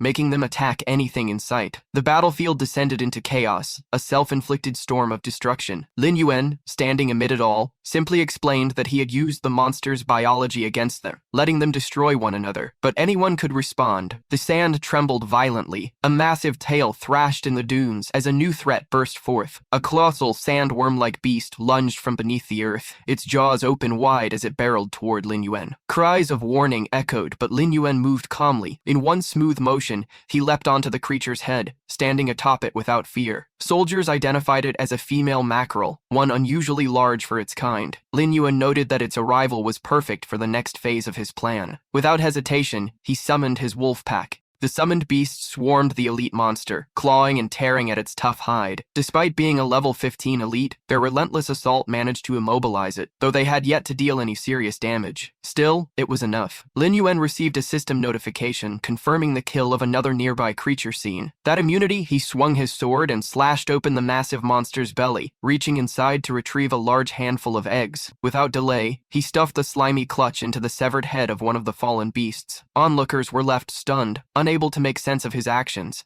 Then he gave his next command. The wolf boss, carrying the egg holder head, rushed toward a large rock formation at the center of the area. Upon reaching the peak, the beast placed the head atop it and let out a powerful, echoing roar. The scent of muscatone began to spread rapidly, drawing the attention of the frenzied male monsters below. The plan worked. Driven by instinct, the horde of male mackerel mindlessly charged toward the scent source, colliding with each other in a chaotic swarm. The massive creatures slammed into the rock and each other, knocking themselves out in a blind frenzy. At last, the others realized the genius behind Lin Yuan's strategy. With the battlefield in disarray and the enemies incapacitated, Lin Yuan summoned his kobolds and ordered them to begin their work. A kobold swung its pickaxe into the side of a fallen mackerel monster. Nearby, a soldier pointed to a blue object, asking if it was the poison sac from inside the male creature. Lin Yuan confirmed it, explaining that the foul gas it emitted caused other fish to sense danger and stay away. Just then, a massive horde of monsters appeared in the distance. As they approached, the toxic gas forced them back, leaving them struggling to advance. Although not entirely immune, the gas weakened them and kept them at bay. The group's leader raised his arms in triumph, shouting with joy that the fish were finally gone. Lin Yuan observed the aftermath calmly, taking note of the remaining monsters, subquest status, and the loot scattered around. He stood near a cluster of strange pods that had sprouted from the sand. Removing his mask, he quietly acknowledged its significance in the battle. Though it cost 5 gold coins for a single use, he deemed it well worth the price. Among the rewards, he obtained rotting gillfish oil, a rare ingredient used in crafting high-level potions. Suddenly, Lin Yuan remembered an item he had nearly forgotten. He pulled out a small, round, red object, the wave tickler's nose, an armor piece made from rot fish skin. He stared down at the peculiar item, unimpressed. To him,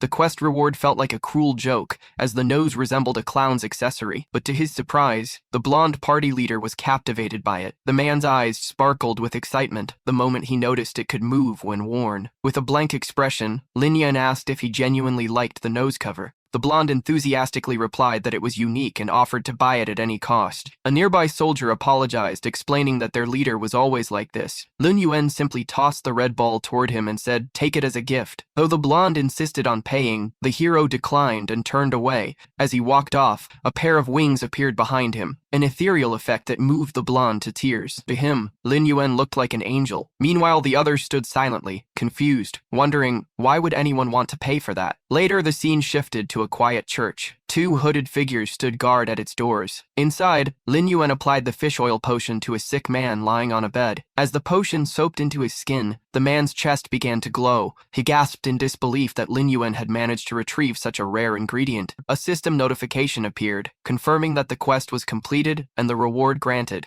Lin Yuan held up the green spirit blade, the first gold growth sword he had acquired in his past life. The weapon boosted physical attack, magic damage, and spirit stats. More importantly, it came with a skill, Green Spirit Curse Seal. Although its base stats were ordinary for a gold tier weapon, the skill's combat potential was exceptional. It allowed the blade to accumulate energy and inflict bonus damage after 3 consecutive hits. Lin Yuan remembered how this very blade had helped him rise to become the strongest mage of his time. As the memory of his past struggles flashed through his mind, he looked down at the weapon once more. In addition to the blade, he also received 1,000 reputation points with both the main city and the Scorpion Tail Knights. Although his standing with them was still neutral, the points were enough to allow him to roam freely through their territories. Yet another reward caught his eye. His affinity with Doug had increased significantly due to the outstanding completion of the quest. Now sitting up in bed, Doug looked at his own hands and remarked how everything felt different this time. He sincerely thanked Lin Yuan, admitting he would have died without him. Lin Yuan responded humbly, saying it was the least he could do. But Doug's tone shifted as he gave a grave warning. He spoke of a man named Quincy, a mysterious and dangerous figure who wore a plague mask. Doug urged Lin Yuan to avoid him at all costs. But then Lin Yuan revealed, with quiet conviction, that Quincy was his mentor, and questioned why Doug would warn him against the very man who had guided him. Doug froze, visibly shaken, unable to hide his astonishment upon discovering that the formidable and dangerous figure he had spoken of was the young hero's teacher. Collecting himself, Doug pressed on. Despite Lin Yuan's careful efforts to keep his true profession hidden, Doug knew with certainty that the young man was in fact a necromancer. Lin Yuan was stunned, confused as to how his secret had been exposed, when even someone as perceptive as Quincy had failed to see through his disguise. Doug then explained that he had once served as a Scorpion Knight, a warrior order specialized in the eradication of necromancers. As part of their training, he had acquired a rare ability known as Dark Perception, a skill exclusive to the Order,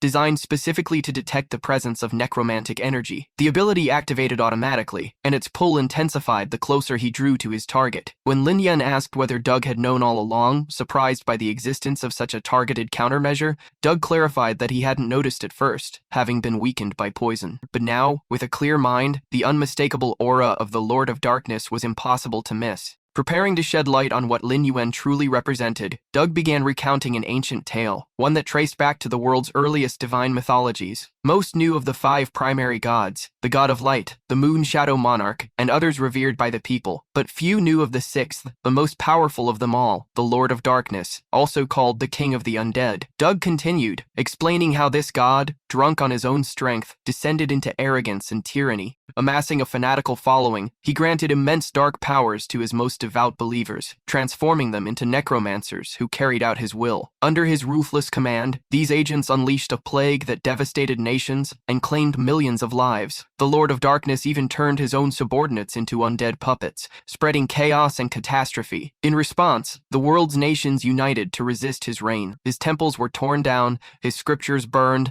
and a decree was issued to execute any necromancer on sight. Thus, the practice became forbidden, shunned, and labeled a dangerous taboo. Doug then revealed that his own 10-year affliction had been caused by necromancer poison, leaving him hopeless until the arrival of the young hero. Reflecting on it all, Lin Yuan silently opened his status screen, recalling his past as a simple mage, oblivious to the world's darkest truths. It now made sense why his class was so feared, and why he had to hide it. With his aura tied directly to the Lord of Darkness, he realized that discovery meant certain death. Investigating the city's secrets had become a gamble bill he could no longer afford. When he asked Doug if there was any way to counteract the Scorpion Knight's dark perception, Doug answered grimly, only Quincy might be able to help. But if his mentor ever discovered the truth, he would kill Lin Yuan without hesitation. Then came the heartbreaking revelation. It was a necromancer who had murdered Quincy's beloved wife. Doug urged Lin Yuan to keep his distance from the man, warning that no amount of history or loyalty could save him if the truth came to light. Lin Yuan offered no reply. After departing the city, he walked silently across the barren gravel wasteland, a system notification confirming his return to the desolate region. In a flashback, Doug called him insane for even thinking about approaching Quincy, knowing the man's hatred ran deep. But Lin Yuan had replied plainly, he had no other choice. Traveling with the Stark Guild or Group A was too risky now. Venturing into other maps or entering the main city had become increasingly difficult. It was a problem that had to be resolved, urgently. Suddenly, an attack erupted in front of him, one of the blasts exploding nearby. He quickly steadied himself and readied for combat. Looking up toward a sand dune, he spotted a group of figures. A familiar-shadowed figure called out mockingly, reminding him that he'd merely gotten lucky last time. But this time, they had brought over 30 men. 2 others stepped forward, a swordsman and a tankard, each bearing smug grins, eager to see the so-called hero fall. The swordsman sneered, telling Lin Yuan to scream loudly this time, just before his head hits the ground. A small robotic insect buzzed through the desert air, its camera lens focusing on a lone figure surrounded by dozens of hostile players. The live feed streamed directly to countless screens across the city, commuters on crowded trains, workers clustered around office monitors, and people on the street all turned to watch as a notification flashed. Bloodstained Guild Live. A sinister voice welcomed viewers to the stream, the Vice Guild Master grinning with a finger across his throat, promising a brutal show. In one office, someone muttered if Bloodstain was really doing another newbie-crushing stream, while on the street, a man gasped at the 30-to-1 odds, wondering who the poor soul was that had crossed the guild. Some viewers recognized the hero, whispering that he looked familiar, while a girl sighed that it was a shame for such a handsome man to die like this. But the lone figure didn't flinch. Calmly, he said the guild's warriors weren't even a warm-up. Since they came here to die, he'd just have to kill them again. Enraged, the guild master bellowed the order, and his forces charged, rushing from every direction. A hooded mage chanted as blue lightning crackled in his hands. An archer knocked a glowing arrow and screamed for the hero to die, while armored warriors leapt high,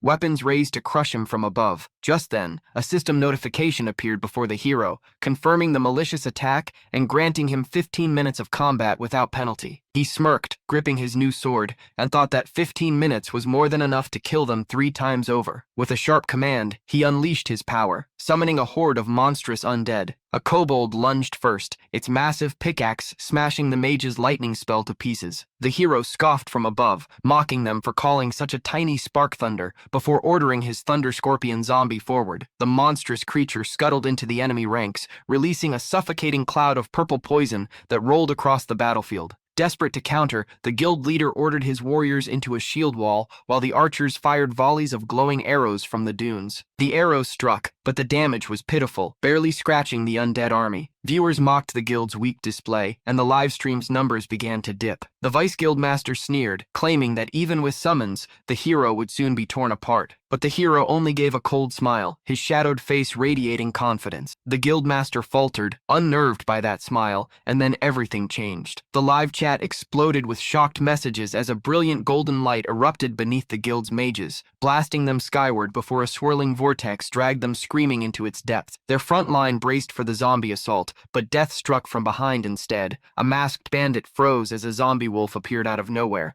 its claws slicing through him, while green energy flared across the battlefield, ripping into the backline. Kobolds stormed in, swinging heavy weapons, and the guild's formation collapsed in chaos. Cries for help filled the desert as warriors were overwhelmed, their shield wall shattered by poisoned wounds that healers couldn't mend. One frantic healer screamed for his allies to cleanse the venom before healing, but another blast of green energy tore through them, scattering bodies across the sand. The battlefield became a slaughterhouse as the guild's elite force was dismantled piece by piece. Meanwhile, the hero stood at the center of the chaos, hand glowing faint blue, his expression calm and commanding. Every movement of his fingers shifted the battle's flow, his undead army tearing through the bloodstained guild with ruthless precision, while viewers across the world stared in stunned silence as the supposed underdog turned the massacre into a performance of his own. Suddenly, the hero's senses sharpen as a ripple distorts his vision, an unseen danger closing in. His instincts flare, and he whirls around just in time, raising his sword to block a lethal strike from an invisible attacker. The clash echoes with a sharp metallic clang, forcing the bandit out of stealth as he stumbles back in shock. His eyes widen, stunned that his stealth had been broken so effortlessly, and he demands to know how the hero saw through his technique. Standing over him, blade steady and gaze cold,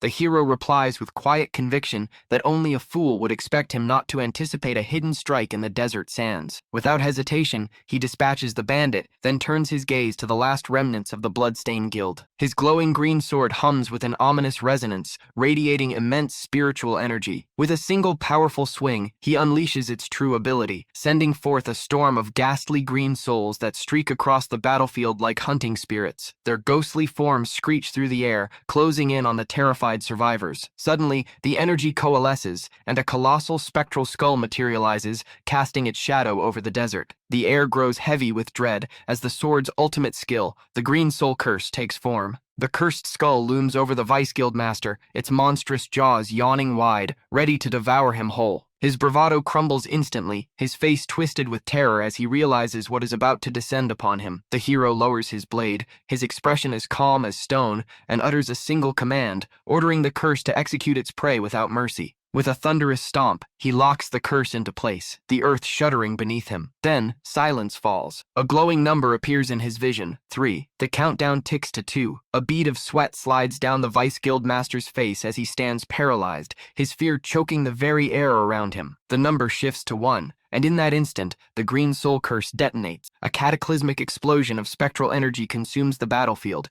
tearing through the warriors in an eruption of green fire and ash. When the dust clears, a massive crater scars the desert floor. Nothing remains of the enemy but scorched earth and broken bodies. Standing amidst the carnage, the hero remains eerily composed, like a puppet master who has severed the strings of fate itself. As the smoke fades, only one enemy remains, the guild leader. His body trembles violently, weapon clattering to the ground as he collapses to his knees, begging for his life. His pleas echo into the dead silence of the battlefield, but the hero does not flinch. To make his point clear, he casually finishes off one of the groaning, half-dead guild members nearby, his green blade flashing mercilessly. Then he turns, his full attention locked on the last survivor. His voice cuts through the silence, cold and absolute, as he tells the guild leader that now it is his turn to taste despair. With a single decisive strike, the glowing blade descends, ending the man's life in a flash of green light. The wasteland falls quiet, the echoes of the battle swallowed by the desert winds. Later that night, the hero steps into a rundown tavern, its dim lanterns casting long shadows across cracked wooden floors. At a corner table,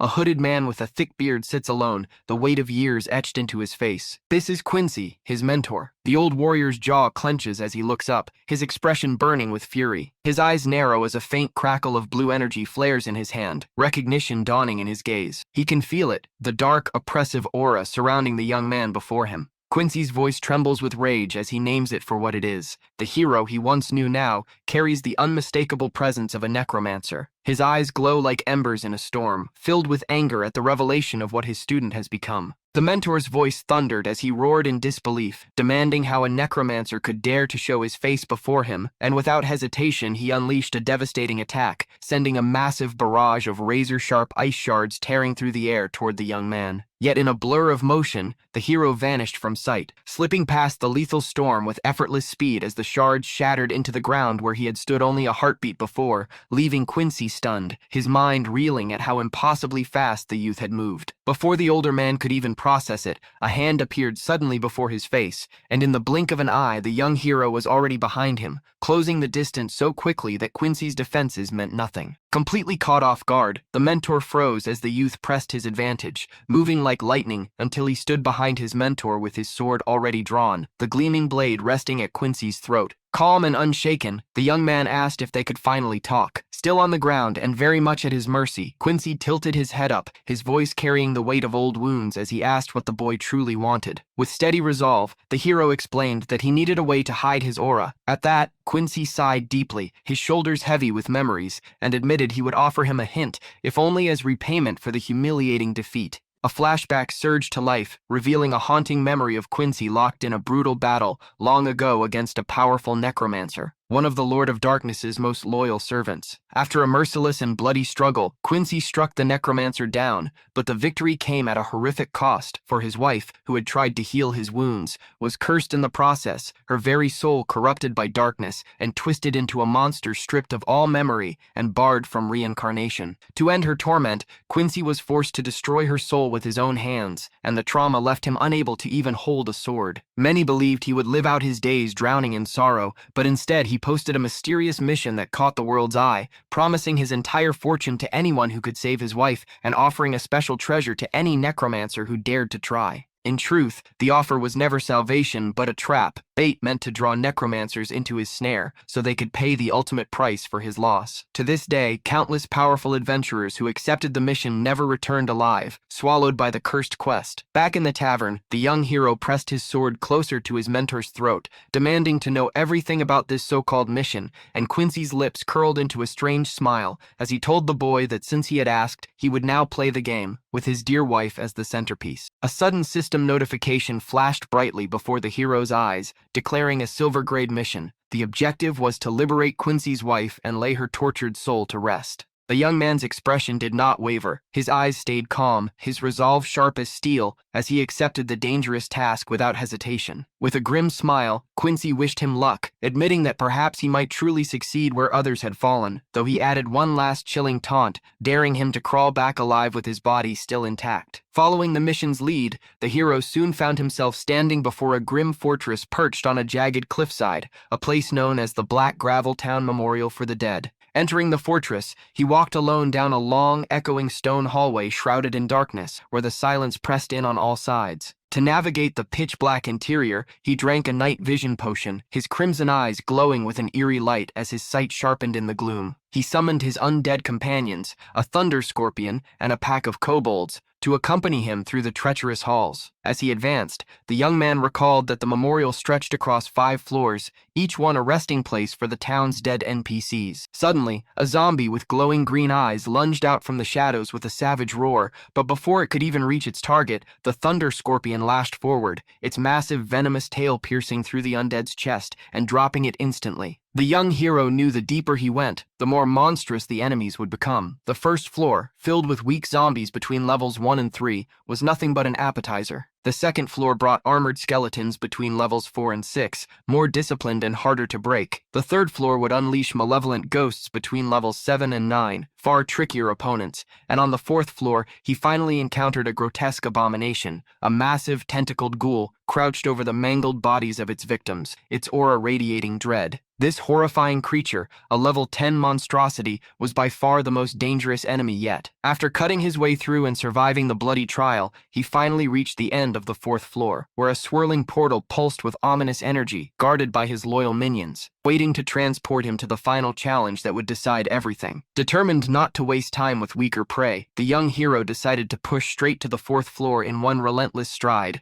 ignoring the lower levels entirely as he advanced deeper into the fortress until at last he emerged into the vast and desolate chamber of the mourner's sanctuary. The air here felt heavy with dread, and in the stillness he caught the faint sound of movement, his gaze snapping into the darkness where dozens of crimson eyes began to glow like burning coals, piercing through the shadows with menace. From the gloom, a grotesque, green-skinned monster with jagged horns and wicked claws scuttled up the cold stone walls, its twisted body moving with unnatural speed. Soon more of its kind appeared, crawling along walls and ceilings with an insect-like frenzy until the entire chamber seemed alive with their writhing forms. A status window flickered before his eyes, identifying them as elite ghouls, level 10 abominations armed with savage strength and deadly poison abilities, their corrupted bite capable of rotting flesh within moments. An entire horde swarmed into the hall at once, activating their poisonous skills and rushing him with gnashing teeth, yet the hero remained steady and unfazed by the overwhelming numbers, his voice cutting sharp through the chaos as he issued a single command for his undead to attack. With a thunderous roar, his massive thunder scorpion answered, slamming its colossal pincers down with its ripping pincer ability, sending a violent shockwave tearing across the chamber, hurling multiple ghouls backward into the walls. The enormous beast stood unyielding, its armored body braced as it lashed its venomous tail in a wide, brutal arc,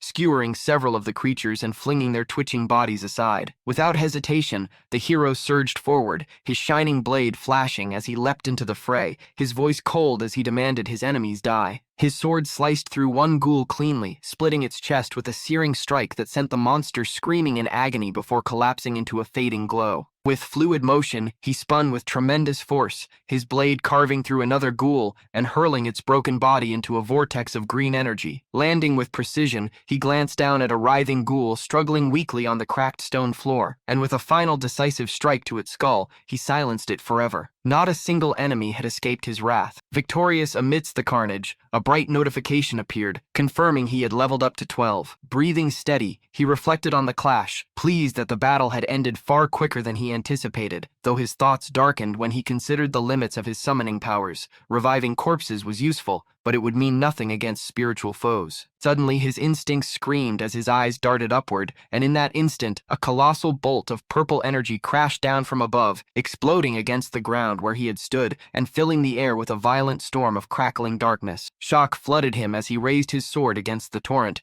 the overwhelming purple energy swallowing his vision until he was dragged violently into a twisting vortex. When his sight cleared, the scene had shifted into a vast throne room, illuminated by eerie blue flames that licked against towering stone pillars, their glow casting dreadful shadows toward a massive throne at its heart. The force of the dark flames hurled him backward, but he dug his sword into the ground to anchor himself, stopping his body from being swept away. To his horror, he realized he was now trapped within a glowing purple cage suspended by thick chains, the prison crackling with unnatural energy. Landing hard on the solid ground of this new battlefield, he steadied himself, his crimson eyes scanning the corrupted chamber as a sense of impending danger closed in. From the darkness ahead floated a woman cloaked in demonic majesty, her long twisted horns and cruel smile framed by a glowing glass-like prison that shattered in a thunderous explosion as she burst free. Laughing with menace, she licked her lips and declared that she had waited far too long for this moment. With a sudden surge of horrifying strength, she tore apart her chains, debris scattering across the hall as her dark aura flared wildly. Her status appeared before him in chilling clarity. Level 18 boss, the wretched corpse spirit, wielding lethal abilities and hungering for fresh flesh and blood. His stomach sank as realization struck. He had been dragged straight into the 5th floor, now face to face with the final boss. The corpse spirit drifted closer, her crooked grin promising carnage, and with a violent cry she lashed out, vowing to tear him apart. The young hero reacted instantly, raising his sword just in time to block her swift and devastating strike, their powers colliding in a violent burst that shook the room. A system notification blinked across his vision. She had activated her special ability, Corpse Bloom. The ground cracked open beneath his feet as thorn-covered tendrils shot upward, dripping with corrosive purple poison that hissed where it touched the stone. He leapt back with agility, creating space to avoid the initial blast as the vicious tendrils lashed toward him, their poison splattering dangerously close. Tightening his grip on his blade, he steadied his breathing, his voice cold and defiant as he declared that such an attack was useless against him, his body already poised to strike back with unyielding resolve. Dark purple energy seeped insidiously into the young man's blade as he hacked through the writhing tendrils, the corruption twisting and feeding upon his spiritual power until his weapon pulsed with a sinister glow. Tightening his grip, he redirected that same darkness, channeling it into his own attack. Shadowy appendages burst forth from the ground like living chains, lashing upward to ensnare the corpse spirit. They wrapped around her in a crushing embrace, binding her limbs and coiling tightly across her body. For the first time, her mocking confidence cracked. Her crimson eyes widened as she realized the sheer weight of his power, and she let out a furious, ear-splitting scream that shook the chamber. The system flared with a warning. She had begun casting her next ability, the dreaded Banshee's Wail. The hero braced himself, unsure if the skill would unleash a wide-range blast or summon allies to her side. A piercing shriek erupted, vibrating through the cavernous hall with such force that the ancient stone coffins lining the walls began to tremble violently. Dust rained down as the slabs cracked, until one finally shattered apart in a shower of debris. His eyes narrowed as a skeletal hand, glowing with an eerie green light, clawed its way out from the coffin's depths. His expression hardened, the grim truth set in. These were not random undead. These were the fallen NPCs of Black Sand Town, laid to rest in this very memorial. Worse still, he realized with horror that even the spirits of all challengers who had perished on Quincy's cursed quest were now being resurrected to fight at the boss's command. With bony claws scraping stone, the resurrected clawed their way free one after another, their bodies cloaked in a sickly green aura as they let out bone-chilling screeches. The horde seemed endless, crawling from every coffin like a tide of death itself. He clenched his jaw, frustration burning in his chest. This was far beyond what he had anticipated. The boss was resurrecting every corpse in the memorial. If he didn't act quickly, he would be buried under a sea of the dead. Without hesitation, he raised his hand and issued a sharp command. In an instant, his zombie kobold minions and the hulking thunder scorpion materialized at his side, their glowing eyes locking onto the skeletal army. His orders were precise: form a defensive line and seal the gates, stop the flood of undead at its source, and buy him the precious time he needed to take down the spirit herself. The minions obeyed with mechanical precision, weapons clashing as they slammed coffins shut and stood shoulder to shoulder against the tide. Then, with a chilling roar, he commanded them into their bloodlust state. One zombie kobold cracked its thorn whip against the scorpion's armored hide, howling fiercely to empower its allies. A notification blinked before him. The thunder scorpion had entered bloodlust. Their eyes burned a violent red, their bodies trembling with unnatural fury, raw power coursing through them until they looked less like minions and more like rabid beasts unleashed. United in rage, they hurled themselves at the skeletal horde, the battlefield erupting into a storm of bone, venom, and steel. Confident his summons would hold the line, the hero turned his full attention back to the corpse spirit. With a surge of focus, he slammed his palm into the ground, summoning forth jagged earthen claws to seize her. But Quincy's wife countered in an instant, her power surging as she released a crushing strike that shattered the stone floor itself. The violent shockwave ripped through the chamber, scattering debris and forcing both fighters to reposition. Hovering effortlessly above the destruction, she gazed down with icy arrogance, while he steadied himself, expression calm, his sharp eyes never leaving her. With a mocking laugh, she declared that as a bordering spirit, she was immune to most physical attacks. Yet the hero's lips curved into a knowing smirk as he revealed her fatal flaw: she was vulnerable to magic, taking double damage from it. Without hesitation, he leapt high into the air, invoking the dreaded Green Soul Curse. Shadows coiled around his blade, forming a torrent of ghostly energy as the curse surged toward her. Alarm flickered across her face as she raised her arms defensively, bracing herself for the onslaught. The chamber lit up as the curse descended, but to his shock, she twisted her body with newfound speed, darting through the air and narrowly avoiding the full brunt of his magic. She was faster now, much faster than before. Below, his kobolds were beginning to falter, their line breaking as the endless wave of skeletons pressed harder and harder. If this continued, his army would be overwhelmed, and he would lose his only shield against the horde. He needed to end the fight now. Reaching into his inventory, his hand closed around a silver band glinting faintly with runes. Sliding it onto his finger, he clenched his fist as sparks of energy ignited. The paralysis ring, a relic with the rare ability to briefly immobilize its target. The chance of success was slim, but it was the only opening he had. With a burst of determination, he launched himself forward, green sword blazing, and aimed a decisive strike at the corpse spirit. As his blade swung in a deadly arc, the ring's latent power surged, releasing its paralyzing effect in a final gamble to turn the battle in his favor. His supercharged punch struck with earth-shaking force, sending a surge of energy straight through the vengeful spirit's body. Instantly, the paralysis toxin took hold, locking her in place as a wave of numbing energy spread across her ghostly form. The young man's voice cut through the air, calm yet filled with lethal intent. He wasn't finished. With a flick of his hand, another massive spectral skull materialized, its hollow eyes blazing as it descended. The impact detonated like a bomb, engulfing the immobilized boss in a colossal explosion of raw magical energy. The blast launched her across the chamber, slamming her hard into the distant wall as dust and debris filled the air. Landing lightly, the hero stood amidst the chaos, eyes steady as he watched her fall. A faint smirk curved his lips. Her defenses were better than expected, but he could already tell her movements had slowed since the curse took effect. Without hesitation, he summoned a towering spectral wolf that materialized beside him, its glowing eyes fixed on the spirit. A system alert flashed. Skill activated Wolf Howl. The wolf's deafening cry reverberated through the tomb, striking the boss like a sonic hammer. Another alert confirmed it. Target stunned.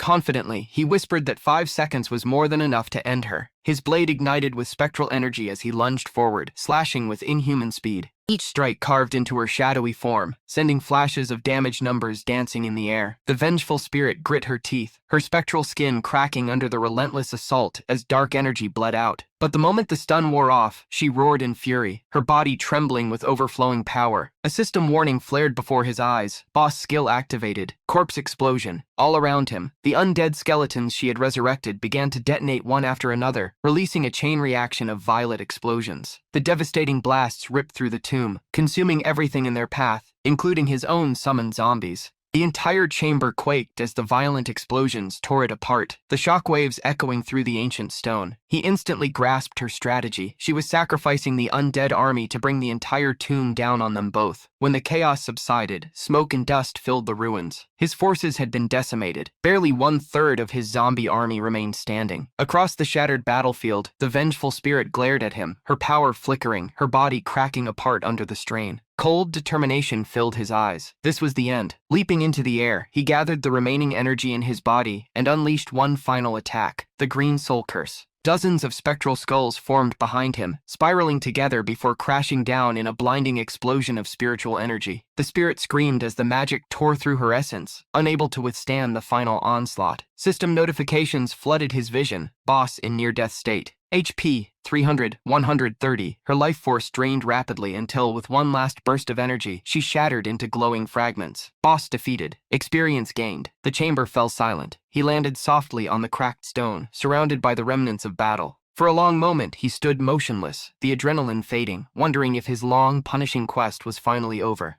Then, faint orbs of purple light began to rise from the ground, swirling gracefully around him. The light slowly took form, an ethereal woman, serene and sorrowful, gazing at him with gratitude. In a soft voice, she thanked the brave human for freeing her soul. It was the true spirit of Quincy's wife, finally released from torment. She smiled one last time before her form dissolved into shimmering dust, leaving behind a radiant golden ring with a violet gem that drifted gently into his palm. The system confirmed it, an unsellable mission item, a token of eternal love between Quincy and his wife. The young man looked at the ring quietly, disappointment flickering across his face as he wondered if this sentimental trinket was his only reward. Before he could ponder further, a sudden surge of dark energy filled the air. A mysterious book appeared before him, its cover adorned with a grinning skull, floating amid a swirl of purple mist. He looked up, eyes narrowing, curiosity and wariness mixing in his gaze as he wondered, just what kind of power had he awakened now? He learns that the terrifying corpse explosion skill the boss used is not just any spell, but an exclusive ability for necromancer hunters, and he wonders if he gained it only because the vengeful spirit was once a direct subordinate of the Lord of Darkness. A notification soon confirms his suspicion, announcing that the skill book is being automatically etched into his memory as radiant light envelops him, growing brighter until the knowledge fully fuses with his being. The golden ranked skill grants him the ability to detonate one of his zombies at will, unleashing a fiery explosion that deals devastating damage to all enemies nearby. Though it comes at the cost of consuming his own minions, he cannot help but smile at its destructive range and raw power, a trade he is more than willing to make. Sometime later, he returns to the quiet town of Black Sand to report back to his mentor, carrying with him both the ring and the heavy truth of what he has witnessed. He solemnly presents the ring to Quincy, who freezes in shock, recognizing it instantly as the engagement ring he once gave to his wife. With trembling hands, Quincy explains that when a soul is finally freed, it leaves behind its most cherished possession as a final keepsake. His voice cracks as he asks if his beloved wife was truly free from suffering at last. The young hero gently confirms that she was at peace, and as Quincy clutches the ring, a single tear falls from his weathered face onto the precious memento, his body shaking with grief and relief. He weeps openly, grateful that the woman he loved more than anything has finally been freed from her torment. With bittersweet irony, he admits that the one who granted him this closure was the very necromancer he once despised. As promised, he fulfills his end of the bargain, summoning a mysterious book that radiates dark energy. The book opens to reveal a glowing crown, the fabled Crown of Darkness, an item designed to mask its wearer's sin value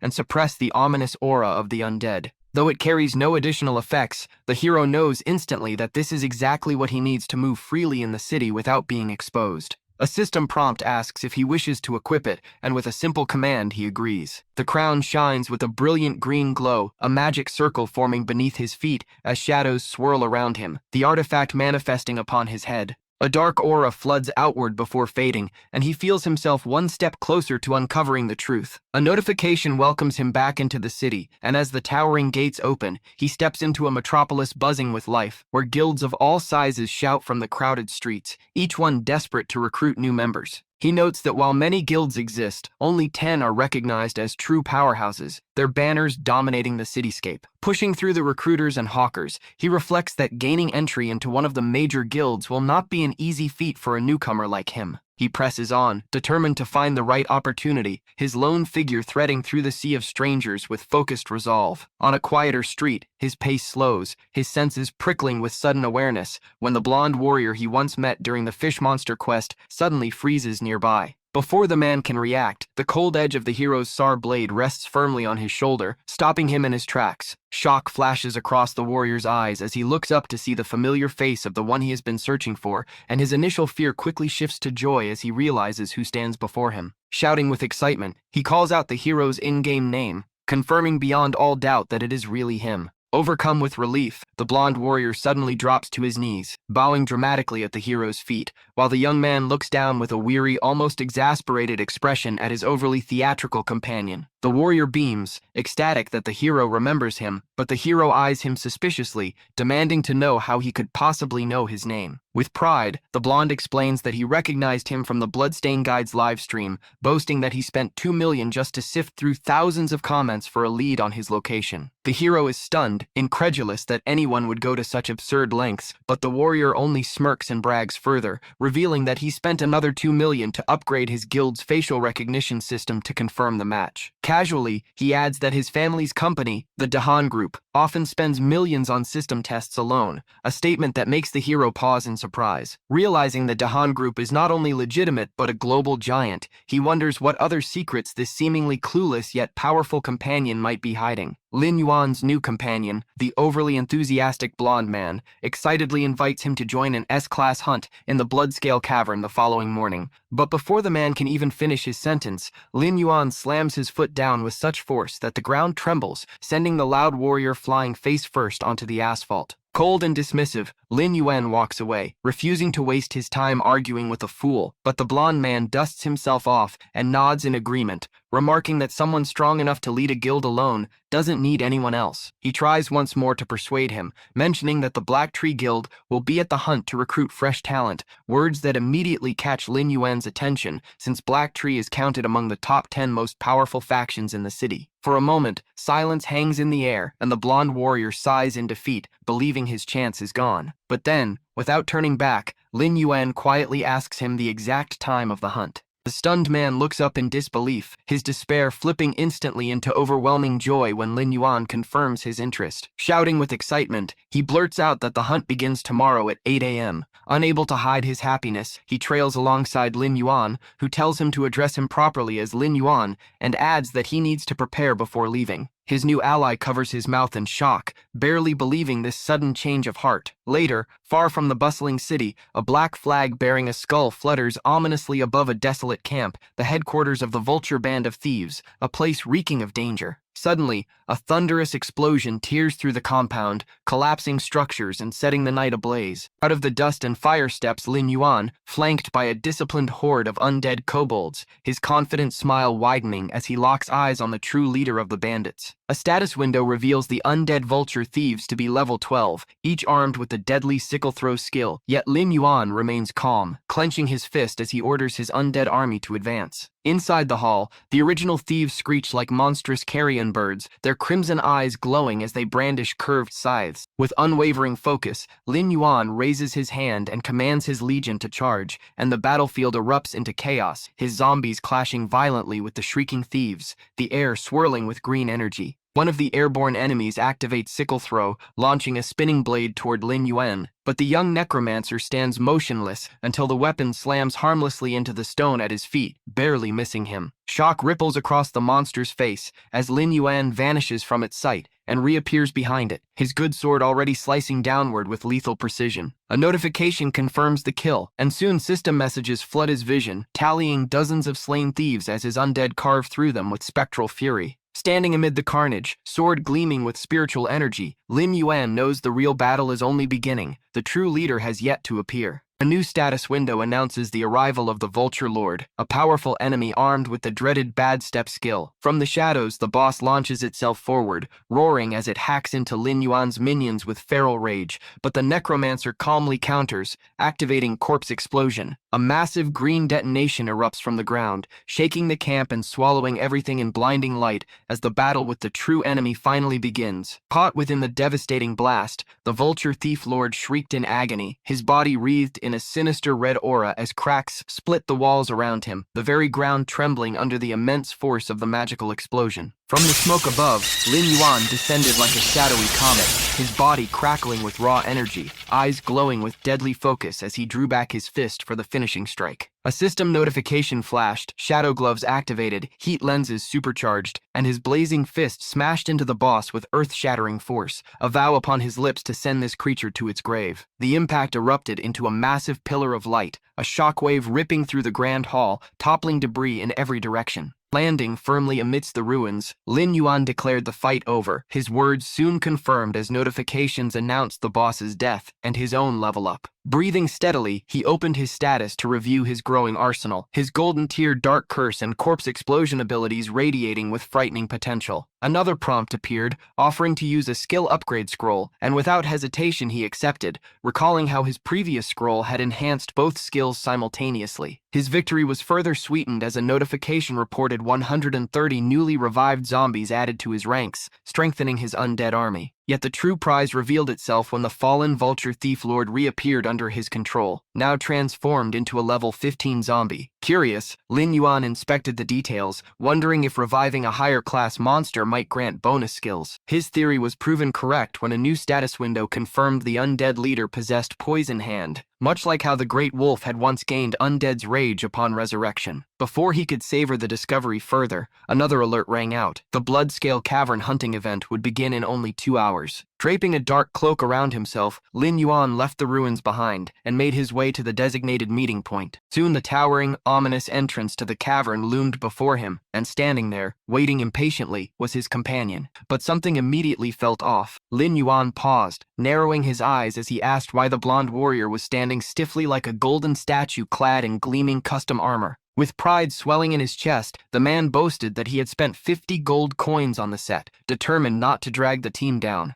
Yet before he could finish flexing, a metallic snap echoed, and the bottom half of his armor crumbled apart, falling to the ground and leaving him awkwardly exposed in nothing but his undergarments, the leg pieces tangled around his ankles. Lin Yuan stared in stunned silence, a bead of sweat running down his cheek as he deadpanned that this was the first armor he had ever seen designed to separate itself, sarcastically calling it a very special invention. Flustered, the blonde stammered that the blacksmith had promised it was the latest and most advanced model, only now realizing with gritted teeth that he had been conned. As he fumbled to adjust his gear, his helmet slipped down over his eyes, blinding him completely, and he stumbled about in panic, calling desperately for Lin Yuan's help. But instead of aid, he tripped straight into the chest of a looming figure. Strong hands lifted the helmet off his face, revealing the man's embarrassed expression as he finally looked up into the cold, intimidating gaze of a tall, bald warrior, his presence radiating menace. A status window appeared in Lin Yuan's vision, clearly identifying the stranger's name, Zhao Kui. At the cave's entrance, a leader from the Black Tree Guild turned his sharp gaze toward the blonde warrior,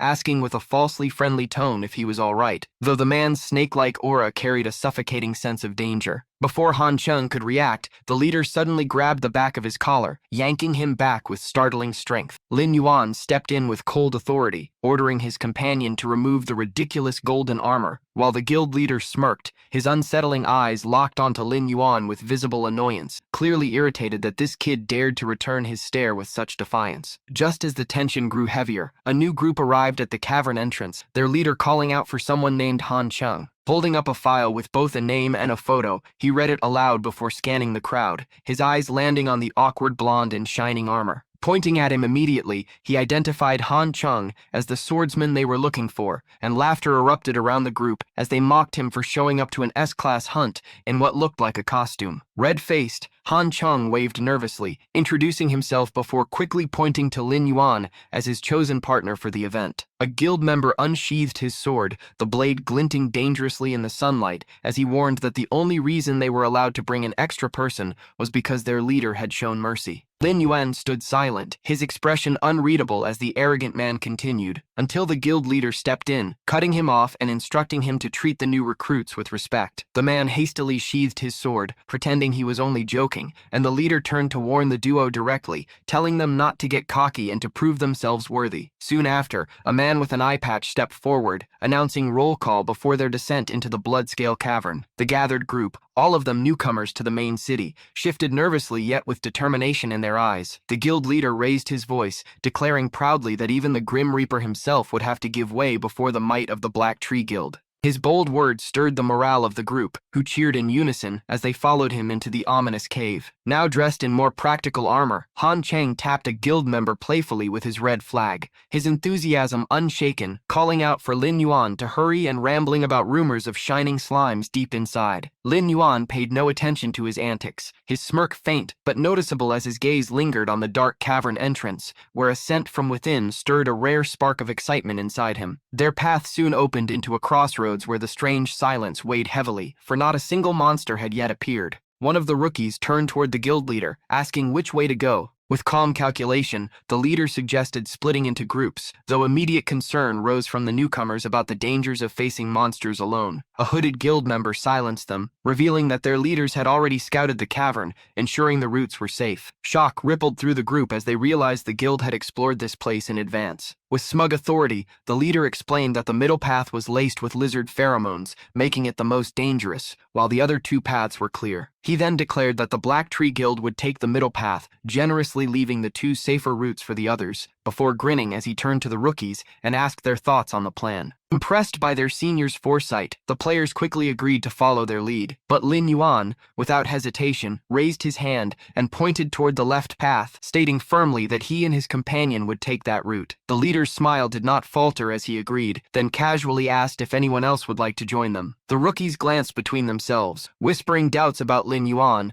claiming he looked suspicious and unreliable, probably hiding his true level, though one girl blushed as she admitted he was handsome. The guild leader chuckled with a false sense of regret, saying he could not force anyone to join them, while inside he sneered, thinking of Lin Yuan and Han Chung as nothing more than a pair of idiots walking into their doom. Deeper into the cave, water dripped steadily from the ceiling, forming ripples across the shallow puddles scattered along the icy floor. The two warriors pressed forward into the frost-bitten darkness, their path illuminated only by the faint glow of tiny slimes clinging to the cavern walls. Han Chung shivered uncontrollably, commenting on the rapid, unnatural drop in temperature, and added with unease that he could feel a pair of unseen eyes watching them from the shadows. Lin Yuan, calm and composed, replied that he had noticed as well, confirming that something more was lurking nearby. Han Chung's face stiffened in shock, his voice trembling as he questioned how this was possible when the guild leader had assured them the road was safe. Lin Yuan's lips curled into a thin smile as he explained that the leader was simply using them as disposable pawns,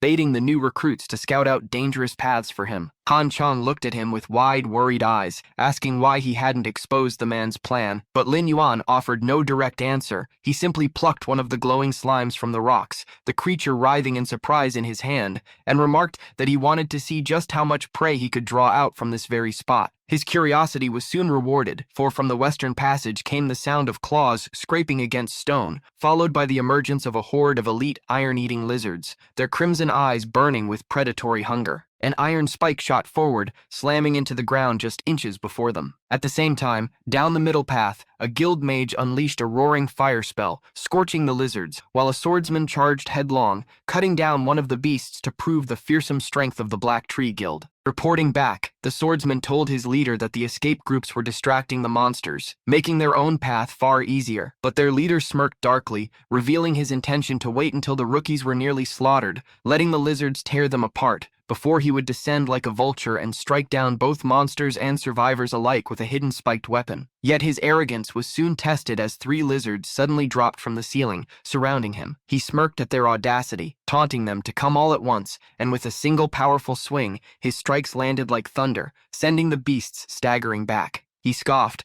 declaring that trash like them would always remain at the bottom of the food chain. Back at the other path, Han Chung stood frozen in shock, his eyes wide with disbelief as one of the lizards lashed out with its iron tail whip, the strike thundering forward, only to be intercepted by Lin Yuan's undead vulture, which countered with a deadly spinning sickle throw. Another vulture vanished into stealth, executing a precise backstab that tore through the monster's scales, and before long, an entire army of zombies erupted from the darkness, overwhelming the horde. Han Chung was left speechless, watching with awe as he realized just how much stronger Lin Yuan had become. So cool, so powerful, he muttered under his breath, unable to hide his admiration, and Lin Yuan only smirked, reminding him that he had said he had some preparations to make. A system notification flickered before him. 55. Elite iron-eating lizards defeated. Lin Yuan nodded with satisfaction, remarking on how efficient the battle had been, while Han Chung looked on in envy, wishing he could one day reach the same level of power. But before their relief could settle, the entire cavern began to quake violently, stones crumbling from the ceiling as tremors shook the ground. Han Chung shouted out to Lin Yuan, but seeing him still occupied, he steeled himself and decided that this time he must face the danger on his own, without relying entirely on others. He followed the rumbling deeper into the cave, each step heavy with tension, until suddenly it stopped. The silence was chilling. He lifted his head, confused as to why the tremors had ended, and in that instant, a massive red tentacle lashed out from the darkness, striking at him with monstrous force, only to be barely deflected by his blade. The blonde warrior froze in place, his breath catching in his throat as the ground beneath him ruptured and a massive red tentacle burst upward, towering before him like a nightmarish spear. Beads of sweat rolled down his pale face as his lips trembled, unable to form words in the face of such horror. In an instant, the monstrous appendage lashed forward, coiling around his shield and wrenching him violently across the rocky cavern floor, his body skidding helplessly before being flung down with brutal force. His weapons slipped from his grip as he cried out desperately for help, only to feel the crushing embrace of the tentacle as it wrapped around his torso, constricting tighter and tighter, cutting off his air. The tip of the appendage split into two jagged points, poised to pierce his body, and with his eyes wide in despair, he believed his end had finally come. But just as the killing blow descended, a brilliant cyan light carved through the darkness, swift, precise, unstoppable. Lin Yuan appeared in that flash, his blade slicing clean through the tentacle with a single strike. With cold disdain, he scoffed at the beast for daring to reveal itself. The severed limb dissolved into a cascade of red particles, its power nullified, while the captive warrior plummeted toward the ground. Lin Yuan seized him mid-fall, gripping his ponytail and tossing him with effortless strength away from danger, sending him sprawling toward safety. Coughing and shaken, the young warrior scrambled up and warned frantically that a huge monster was about to emerge, insisting they flee before it was too late. His words proved true as the earth convulsed violently. The cavern floor split apart, stone shattering as massive jagged spikes thrust upward from below. Han Cheng's eyes widened in horror, his voice trembling as he realized escape was impossible. From the abyss erupted a colossal blue-scaled beast, its roar shaking the cavern walls as it revealed its terrifying form, the dungeon's boss. Shock spread across Han Cheng's face as he stammered that the mission had only warned of an elite iguana, not a boss-class monster. Guilt tightened his chest as he turned to his friend, apologizing bitterly and offering to hold the beast off while Lin Yuan escaped. But Lin Yuan only smirked, his calm voice cutting through the chaos as he mocked the very idea of fear. Was this what they called a terrifying monster? He declared firmly that the creature was nothing more than his prey, leaving Han Cheng dumbfounded by his confidence. The massive iguana snarled, glowing eyes locked on its enemies, saliva dripping between its razor fangs as it flexed its massive claws. Lin Yuan launched forward, sword blazing in his grasp, his determination radiating like fire as his friend shouted his name in alarm. With a swift command, he summoned his undead vulture legion, ordering their leader, the Eagle Chief, to unleash its deadly scythe throw attack. The spectral flock obeyed instantly, filling the air with spinning, ethereal blades that rained down upon the towering lizard. But the boss roared defiantly, whipping its colossal iron tail in a sweeping arc. The scales rang like metal as the powerful tail deflected the barrage, shattering the spectral weapons on impact. Yet Lin Yuan's eyes glinted with satisfaction. This was the opening he had been waiting for. He struck without hesitation, channeling his azure spirit seal and releasing a volley of glowing skulls that streaked across the cavern. The spectral barrage slammed into the beast's flank, exploding with violent force and cloaking the battlefield in fire and smoke. Landing with grace, his glowing sword still at the ready, Lin Yuan studied the aftermath, his expression hardening. As the smoke cleared, the boss's massive silhouette loomed, barely harmed, its thick scaled hide showing nothing more than faint burns. The realization struck like ice, even his most powerful skill had barely scratched it. The monster's chest expanded as it reared back, unfazed, and unleashed another deafening roar. Then a chilling system window appeared before Lin Yuan's eyes, confirming his fears. The boss had activated its ultimate skill, toxic sand breath. The cavern quaked as the iguana exhaled, spewing forth a torrent of high-pressure poisonous energy, a flood of green venomous mist tearing through the cavern. From the sidelines, Han Chung screamed in terror, his voice breaking as he cried out for Lin Yuan to dodge before the deadly wave consumed him. The poisonous breath erupted with a thunderous hiss, slamming into the cavern floor and detonating with explosive force, filling the entire chamber with a dense cloud of noxious gas. The air became heavy, the ground beneath the toxic torrent sizzling and corroding into bubbling pits of green sludge that ate through stone as though it were mere paper. For a moment, it looked as if no one could have survived such devastation, but as the cloud dispersed, Lin Yuan emerged through the haze, standing firm and unscathed. His calm yet focused expression revealed nothing but determination, though deep inside, he admitted that this battle was proving far more formidable than any he had expected. The shadow of the monstrous iguana loomed over him, its jagged maw dripping venom as it prepared another earth-shaking strike, but Lin Yuan stood his ground without fear. At the last possible instant, he leapt upward, soaring past the deadly sweep, his smirk betraying a thrill. What others saw as terror, he saw as a true test of strength. To him, this wasn't just survival, it was excitement, a fight that could only fuel his resolve. With a commanding gesture, he called forth new reinforcements, summoning the Master of Eagles in a dazzling burst of green light. The cavern shook as the towering, bird-like warrior materialized, its twin blades gleaming under the cavern's glow, its sharp eyes fixed on the colossal beast before it. With a piercing cry, the warrior dived toward the iguana, its blades striking the monster's tough scales with sparks so bright they lit up the cavern walls. Han Chung, who had been trembling with dread moments earlier, stood frozen in awe. His eyes glimmered as he whispered in wonder at the majestic summon, marveling whether this incredible warrior was yet another of Lin Yuan's mysterious undead minions. The eagle warrior soared gracefully around the monstrous lizard, circling like a predator biding its time, its patience rewarded as it activated its backstab skill, preparing to strike with devastating precision. But the iguana was no ordinary beast. With a guttural roar, its scales glowed fiercely as it activated impenetrable fortress, its body hardening like an unbreakable wall. In the same motion, it whipped its massive spiked tail around with terrifying speed, intercepting the eagle mid-flight before it could strike. The impact was brutal. The summoned warrior was hurled like a rag doll, slamming violently into the cavern wall with a thunderous crack that shook the ground. Han Chung recoiled, stunned, his mind racing as he muttered in disbelief, "Does this monster have eyes on its back?" But Lin Yuan did not waver. His sharp, calculating gaze followed every movement of the beast, and as he analyzed, the truth dawned upon him. This creature did not have all-seeing eyes. Rather, its simple reptilian vision relied on shifts of light and movement. Its perception was heightened through motion, smell, sound, and perhaps even heat, making it a perfect hunter, yet also revealing a hidden flaw. It could not easily detect the still or the subtle. Lin Yuan's smirk returned, sharper than ever. He had found the key to victory. Raising his hand, scales of ethereal energy glowing along his arm, he conjured two massive fireballs, their flames spiraling wildly as they illuminated the cavern in an orange blaze. With an unflinching taunt, he dared the beast to test its defenses against his fire, challenging its pride and strength. Roaring in rage, the iguana lunged forward, its spiked tail lashing with crushing force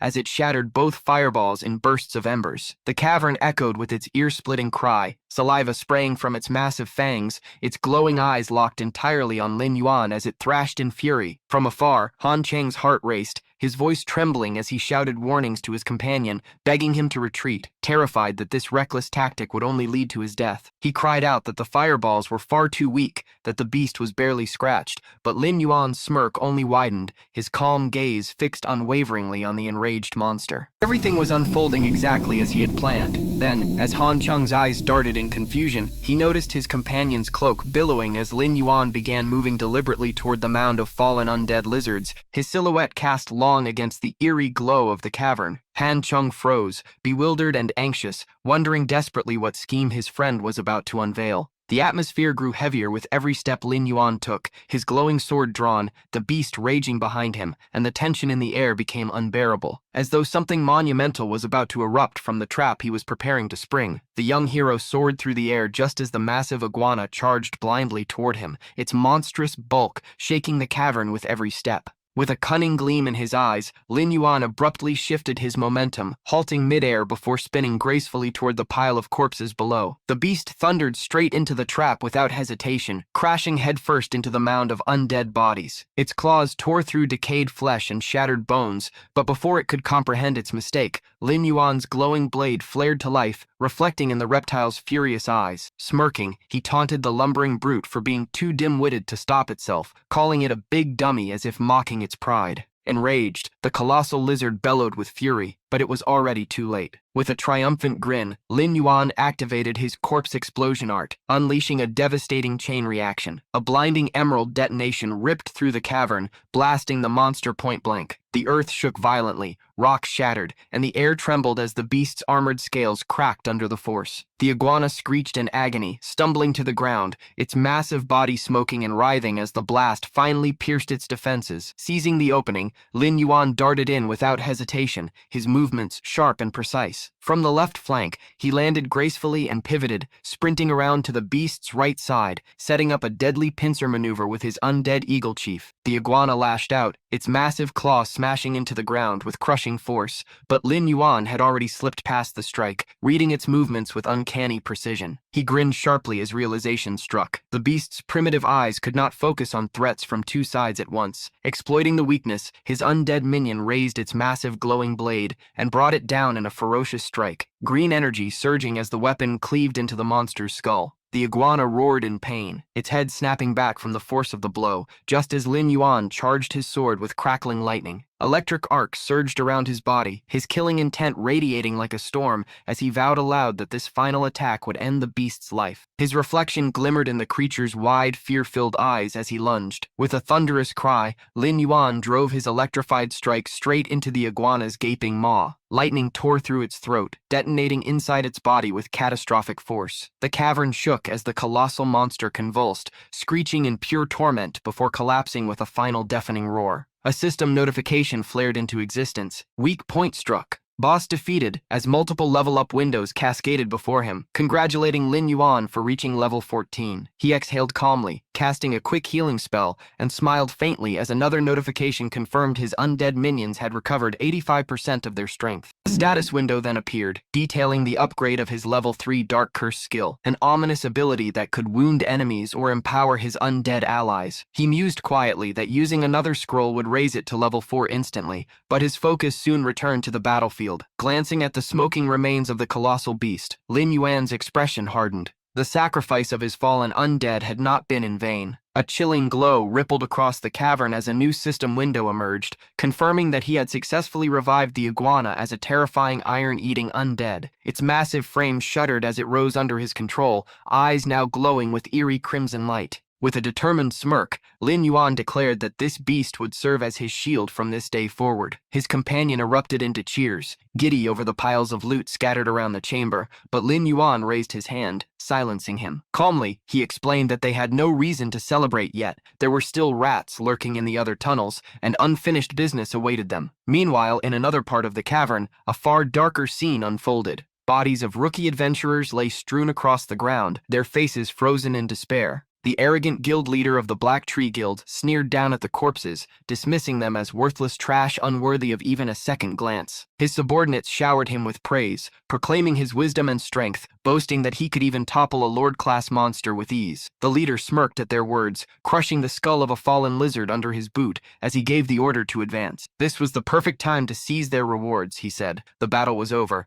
and now they would harvest its spoils. But just as the Black Tree Guild marched forward, the ground trembled violently. In an instant, a massive wall of glittering ice erupted before them, surging upward with unstoppable force. Shards of frost tore through the cavern, throwing men off their feet as their triumphant march was halted mid-step. Temperature plummeted, their breath steaming in the sudden chill. The guild leader staggered, his face twisting in rage as he screamed into the frozen air, demanding to know who dared to ambush the mighty Black Tree Guild. His furious roar echoed in the cavern, but his answer was waiting just beyond the icy wall. The young man slowly lifted his gaze toward the ledge above, where the hero and his companion stood looking down on them with cold contempt. Mocking them, he asked if they weren't going to collect the bodies, even offering to do it on their behalf. The The guild members froze, stunned that the two had survived the deadly iron iguana they had been sent to fight. Shock gave way to fury as the blonde warrior stepped forward, accusing them with a snarl. He spat out that he thought their guild was supposed to be big and upright, yet all he saw were deceivers hiding behind cowardly tricks. The young man merely scoffed at the remark, declaring that it was an honor for them to be used as stepping stones for the guild's glory. The guild leader's face twisted in irritation,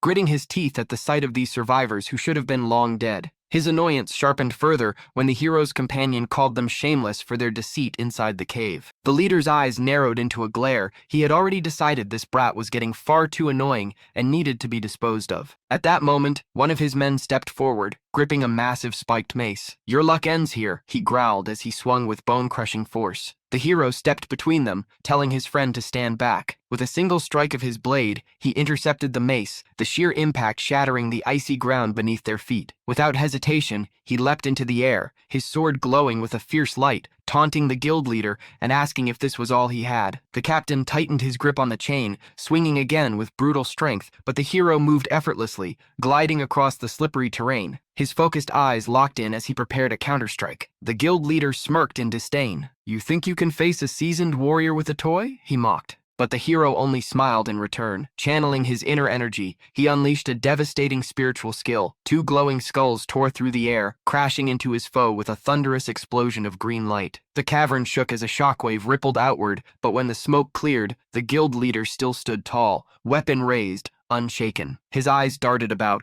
demanding to know where his enemy had gone. Suddenly, the hero appeared above him, descending with a fierce slash. Their weapons clashed, sparks scattering as steel met steel. The guild leader sneered, having expected this, and scoffed that his opponent's survival was nothing more than luck. The hero's grip tightened, his expression calm yet cutting, as he warned him in a chilling voice, "When dealing with worthless trash, one should always sleep with an eye open, for life could be ended at any moment." But then, everything shifted. A sudden jolt of energy crackled through the cavern, and the hero's eyes widened in shock. The guild leader roared, channeling his weapon, and unleashed a fearsome electric skill. Blue lightning ripped through the cavern, the mace crackling with destructive force as it struck down. Henkang's scream echoed, calling out the name of the unleashed skill, his voice trembling from the sheer power it carried. While the chamber rumbled, two more guild members advanced, smirking as they told the hero that it was his turn to fall. The guild leader raised his gaze, expecting to see his enemy broken and charred. Instead, his blood ran cold. There, sitting calmly upon a throne of ice,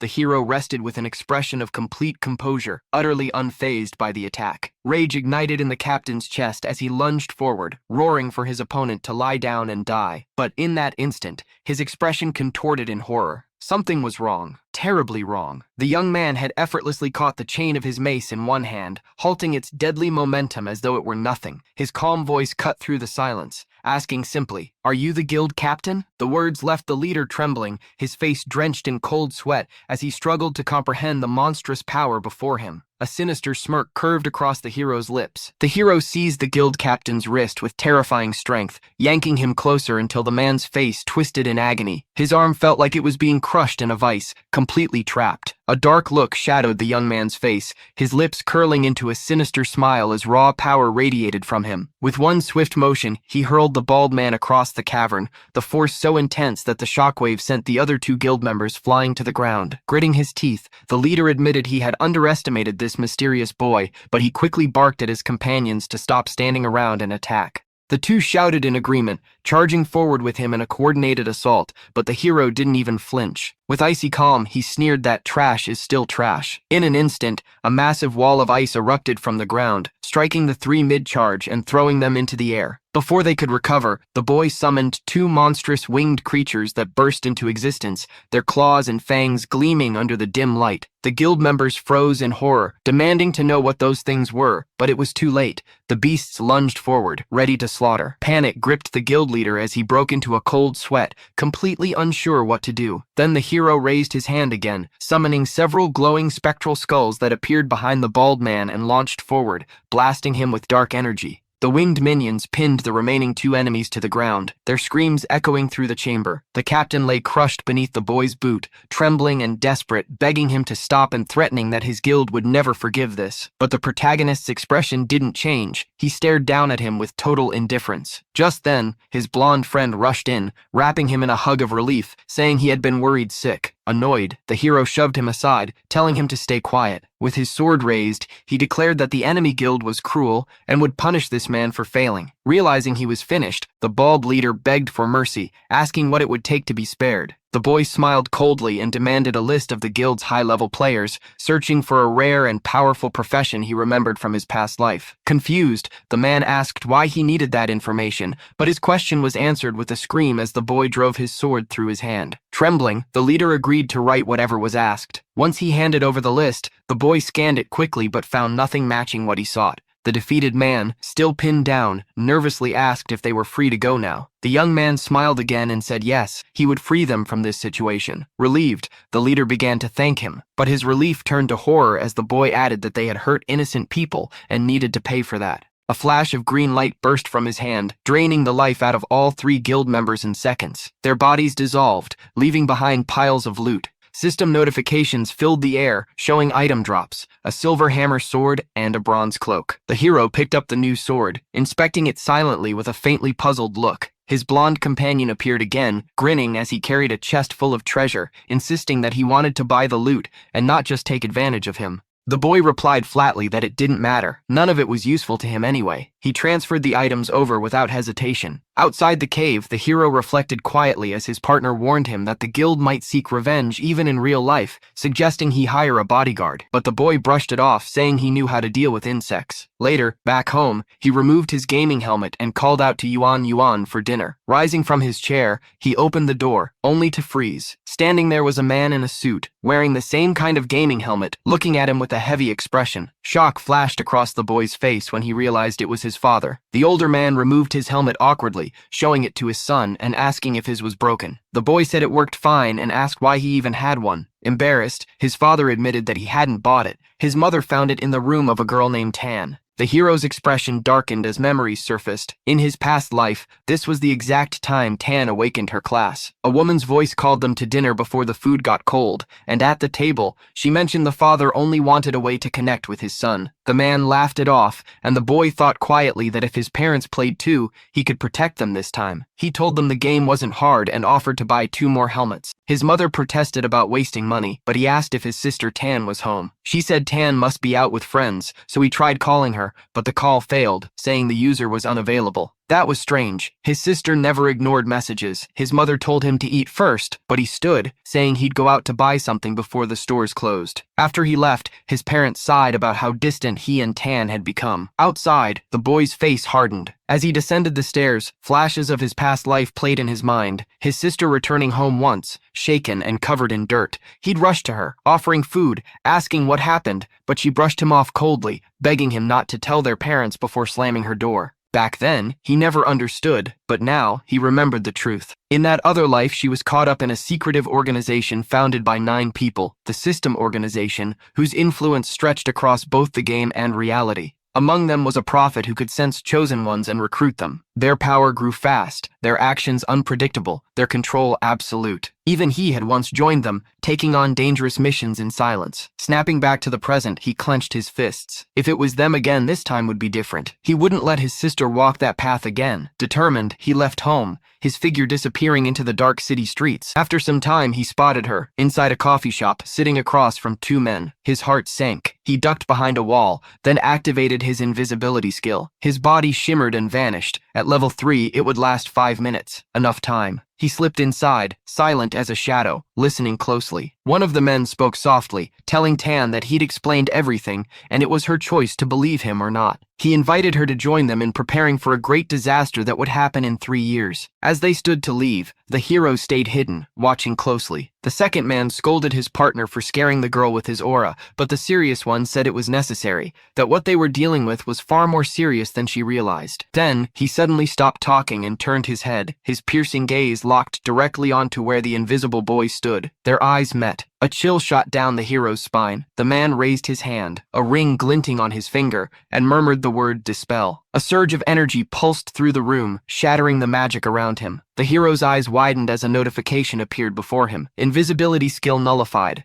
The organization member's sharp eyes narrowed, immediately sensing the hidden intruder's presence, but instead of reacting, he turned casually toward the counter, pretending nothing was amiss. In a calm tone, he ordered a herbal tea to go, and the barista nodded, saying it would just take a moment. The man replied that he'd grab it himself for the mystery customer, masking his suspicion with a fake smile. Now visible, Mixie realized the ring's ability had a 3-second delay, just enough time to plan. The partner sipped his drink calmly, pretending the situation was normal. Before leaving, the serious man handed Tan a small card, instructing her to call when she made her decision. She stared at the number, lost in thought, clearly torn about their offer. The two men said goodbye and stepped out, promising they'd be waiting for her choice. The moment they disappeared, the hero reactivated his invisibility and silently followed. Slipping past the barista, he exited the cafe into the dark street, but when he looked around, the pair was gone. His heart raced. Did they vanish? He thought. Suddenly, something whizzed past his ear and embedded itself in the ground beside him. He froze, staring at the dark puddle where a ripple revealed his hidden footprint. The two men immediately turned, eyes narrowing as they spotted the faint trace. The system warned that his invisibility was about to fade, and within seconds, it failed completely. He tensed as their gazes locked on him, their faces cold and predatory. But the scene shifted. A crushed plastic cup on the ground showed it had only been a false alarm. The pair hadn't actually noticed him at all and walked away calmly. The one in the coat muttered that maybe he'd been too cautious, but his partner simply replied that, according to the prophet's vision, the girl would join them soon. Then worry about surviving the disaster first, the serious man warned. Hidden in the shadows, the hero watched them disappear into the distance, his expression grim. This organization was dangerous, far beyond what he could risk revealing his true class to. He needed somewhere safe to plan his next move. Meanwhile, Tan sat alone, staring at the card they'd given her. She looked conflicted but resolute, scrolling through her phone before being startled by her brother's voice. Shocked, she asked what he was doing there. He simply smiled and said he went to buy something, and asked if she'd eaten yet. Avoiding his gaze, she muttered that she was fine. He lifted the bag of food, saying he'd brought dinner so their mom wouldn't worry. She thought to herself that her brother barely took care of himself, yet here he was worrying about her. He told her gently to come home with him so they could rest. She hesitated for a moment, lost in thought, but eventually followed. At home, their mother offered them food, but Tan refused, saying she was going to rest. Her mother insisted on cooking, but the girl walked to her room and locked the door. Inside, she sighed deeply, exhaustion and confusion written across her face. Collapsing on her bed, she thought about everything that had happened since she started playing that game. Her mind replayed the terrifying moment she and her party fought the giant mantis boss, a level 5 monster with insane attack power. Her teammate screamed for her to run, vowing to hold it back. But the purple-haired girl refused. Gritting her teeth, she charged in, swinging her sword to block the mantis's deadly strikes. Even with monsters surrounding her, she showed no fear. When the beast struck again, the blow knocked her down, pain surging through her body. Just then, a system alert flashed. Secret profession unlocked. Power exploded from within her. Surrounded by enemies, she rose, let out a fierce cry, and unleashed a massive area attack. Blue energy pulsed from her blade, wiping out waves of insects as shockwaves tore through the forest. Panting atop a rock, she glowed with golden light, activating her new ability, Sword of Dawn. Now, lying awake, she realized she could still feel that strength in her body, as if the game and reality were merging. She wondered if she could really protect anyone from the coming disaster. Looking at her trembling, glowing hand, doubt filled her heart. If even her power wasn't enough, then no one else would stand a chance. Her expression hardened. She couldn't let that happen. Gazing at a framed photo of her family, she swore to grow stronger, no matter the cost. Meanwhile, her brother sat in his room, thinking about how he needed to act fast, not just for himself, but for them. The next morning, he visited a real estate agency. The agent greeted him politely, but her smile faltered when the boy said he wanted a house with top-tier security systems and reinforced defenses. She eyed him skeptically until he pulled out a sleek black credit card. Her jaw dropped. The staff immediately recognized its limit, millions. Suddenly, everyone in the office was all smiles, treating him like royalty. Hours later, he brought his parents to their new home, a massive modern mansion with marble floors, crystal chandeliers, and a private pool. His mother gasped in disbelief, calling it something out of a TV show, while his father stood frozen, asking if this was really their house. Beaming, the boy said yes, he'd bought it outright. They worried about the mortgage, but he assured them there was none. It was all from his game earnings. Pride and joy filled their eyes as they realized how far their son had come. Walking away, He thought the mansion's security would keep them safe while he focused on watching the organization's moves, but his thoughts shattered when he sensed danger nearby. A group of thugs appeared from the shadows, blocking his path. The bald leader grinned. It was the same man from the guild he'd destroyed in the game. "Took me a while to find you," he sneered, ordering his men to attack. One rushed in, yelling that anyone who crossed them would regret it. The hero only smirked. Too slow, his form flickered and vanished. Before they could react, he reappeared midair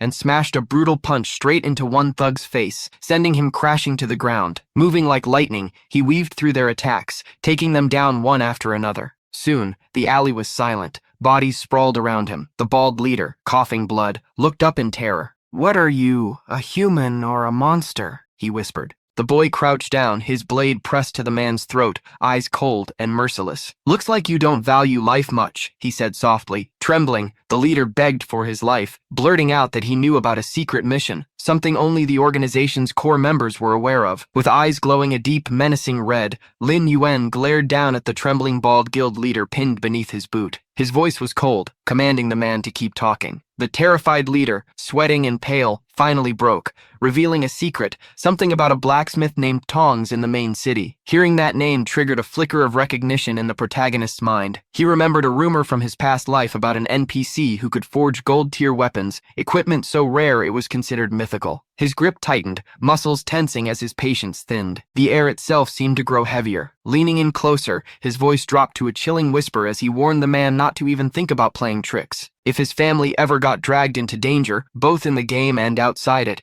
he promised there would be nowhere safe to hide. To drive the point home, he demonstrated his power, crushing the ground beside the man's head with terrifying precision. The guild leader froze, drenched in sweat, nodding frantically that he understood. The scene cut away to the Moonlight Night Tavern in the West Desert City, a lively den filled with laughter, the clinking of mugs, and the rich aroma of hot food. Patrons cheered and toasted with wooden tankards, while a loud blacksmith mocked a fair-skinned stranger, scoffing that someone like him couldn't even lift a pickaxe. With a grin, he promised a free weapon if the man proved him wrong. The cloaked protagonist watched from the shadows, confirming the information was real. If Tongs truly existed, mining was his next move. As he made his way through the bustling tavern, his attention was drawn to a scene unfolding nearby. A drunk man pestering a woman, trying to force her to drink. The woman swayed, her voice weak as she told him to back off. Lin Yuan paused, glancing over his shoulder, his sharp eyes narrowing. The harasser noticed and snapped, barking threats and telling him to mind his own business. But before tension could rise, the woman suddenly turned her gaze to Lin Yuan, her lips curling into a tipsy smile. "You're handsome," she slurred, offering to buy him a drink. He looked at her with cool disinterest and rejected the offer, turning to leave. "Hey, don't walk away," she called, stumbling after him in her heels, until she tripped. In a blur of motion, he caught her mid-fall, his arm around her waist as her body dipped gracefully in his hold. Her cheeks flushed. "You like dancing too?" she mumbled dreamily. He sighed quietly, exasperated, realizing she had completely misread the situation. Moments later, she fell unconscious in his arms. He found a nearby room, gently set her on the bed, and covered her with a blanket before silently leaving. Outside, the night grew darker as the scene shifted to the entrance of a torchlit cave, his next destination. Inside, the rhythmic sound of pickaxes echoed as his summoned dog-headed zombies mined tirelessly. Watching them work, he noted that having 12 of them operating through his netherworld gate would make gathering ore exponentially faster. Suddenly, a sharp blur sliced past his face. An ambush. The ground split open as horned creatures known as violent moles burst from below, screeching as they charged. Without hesitation, he summoned a massive spectral scorpion,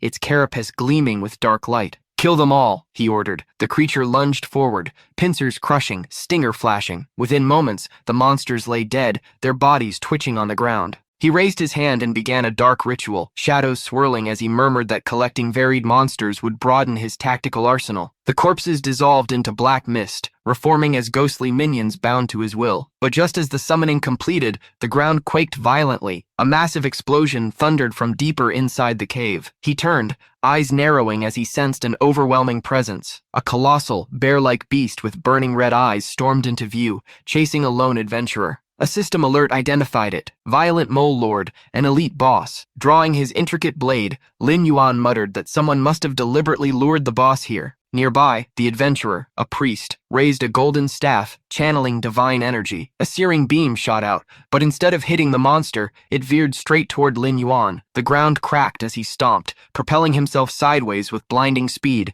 narrowly evading the blast. In the next instant, he grabbed the priest's wrist, his expression unreadable. "Was that a locked skill?" he asked, voice calm but sharp. The priest stammered, shocked, as a system message revealed he had actually cast holy armor, a defensive buff, on Lin Yuan. Before they could speak further, another player arrived, shouting excitedly as he recognized the priest from the Super God Iron Triangle Guild. The newcomer, a warrior, released a small mechanical fly that began live streaming the encounter. Within seconds, 15 viewers joined, the chat exploding with surprise at seeing a battle priest taking on a dungeon boss. The protagonist smiled faintly, amused, noting the priest's loyalty despite his blunder. "Fine," he said, "I'll take the fight." As the stream viewership spiked past 100, the audience began recognizing him, the master who devoured the world boss. The Mole Lord roared furiously, slamming its claws down toward the priest, but before it could hit, Lin Yuan stepped in, catching the blow with his bare hands. The priest froze in shock, whispering Lin Yuan's name in disbelief. Meanwhile, elsewhere, the bald ex-guild leader watched the stream on a holographic screen,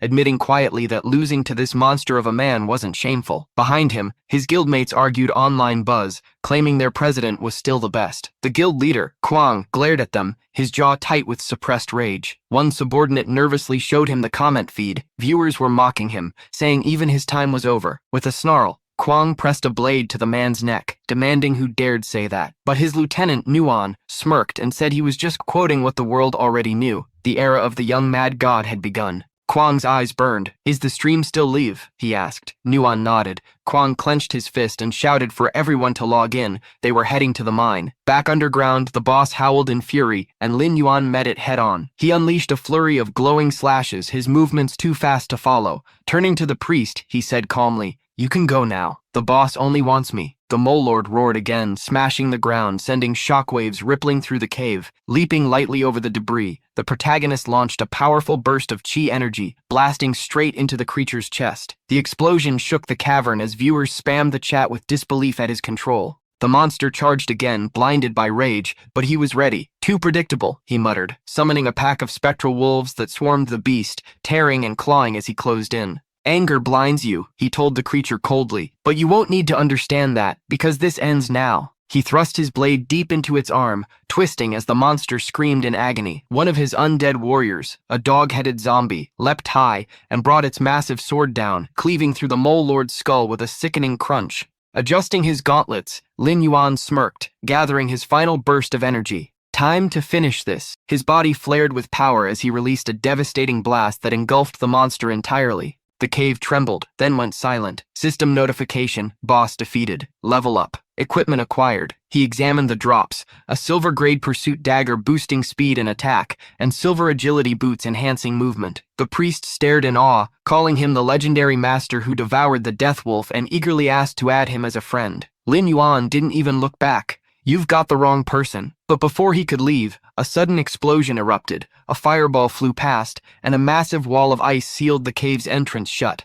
trapping them inside. From the darkness of the shattered tunnel, a figure emerged, his eyes burning crimson, his body wreathed in flames. With a single, effortless swing of his blade, he cleaved through the thick ice wall, scattering shards that hissed in the firelight. The smoke cleared to reveal him standing tall and unshaken. A smirk tugged at his lips as dozens of players appeared from the shadows. Kwang Shen and the entire Fury Guild had arrived. Their leader stepped forward, his arrogance radiating through the cavern, and mockingly suggested turning the protagonist into ashes to see if the priest still recognized him. Raising his blade, Kwang Shen roared for his men to prepare for battle, declaring that they would show the world what happened to anyone who dared cross the Fury Guild. Lin Yuan's gaze sharpened. He knew exactly what this was, a public display, an attempt to use him for their own glory. But instead of fear, amusement flashed in his crimson eyes. "Fine," he muttered. "Let's make this interesting." Just then, the young priest appeared beside him, gripping his glowing staff. "I'll fight with you," he declared, his voice trembling with conviction. The protagonist didn't even look his way. "Then fight by staying alive," he replied flatly. The guild leader chuckled darkly, pointing at him.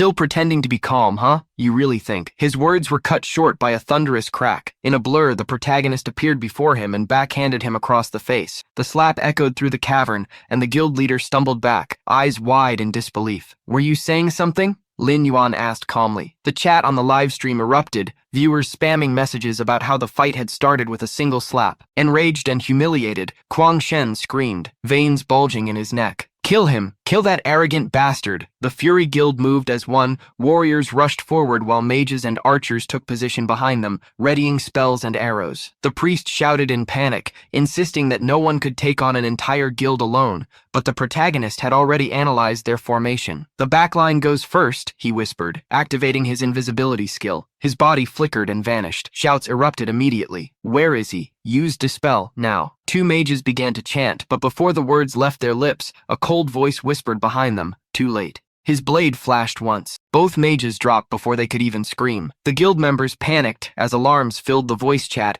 yelling that he was already inside their ranks. Kuang Shen barked orders, claiming that Lin Yuan was weakened from his last fight and that sheer numbers would overwhelm him. But the viewers watching the live stream laughed, flooding the chat with mocking comments about the guild's cowardice for ganging up on one man. The Fury Guild charged. Blades clashed, fireballs exploded, and arrows rained down in a chaotic storm. Lin Yuan weaved through every attack, his movements a blur of precision. One strike, one fall. He knocked down opponents effortlessly, turning their numbers against them in the narrow cave. Too crowded for teamwork, he thought, cutting through another group with a swift, brutal spin. Fireballs detonated around him, engulfing the tunnel in flames. The guild members cheered, believing they'd finally destroyed him. The explosion rocked the cavern, smoke and ash filling the air. But through the haze, a shadow sprinted silently along the walls. Him. As they celebrated too soon, he led them deeper into the cave, retreating deliberately. Kuang Shen grinned when he saw the path end, a dead end. Got him! He shouted, charging forward. But then his smile froze. Something felt wrong. He looked up, just in time to see the protagonist hanging upside down from the ceiling, waiting. What?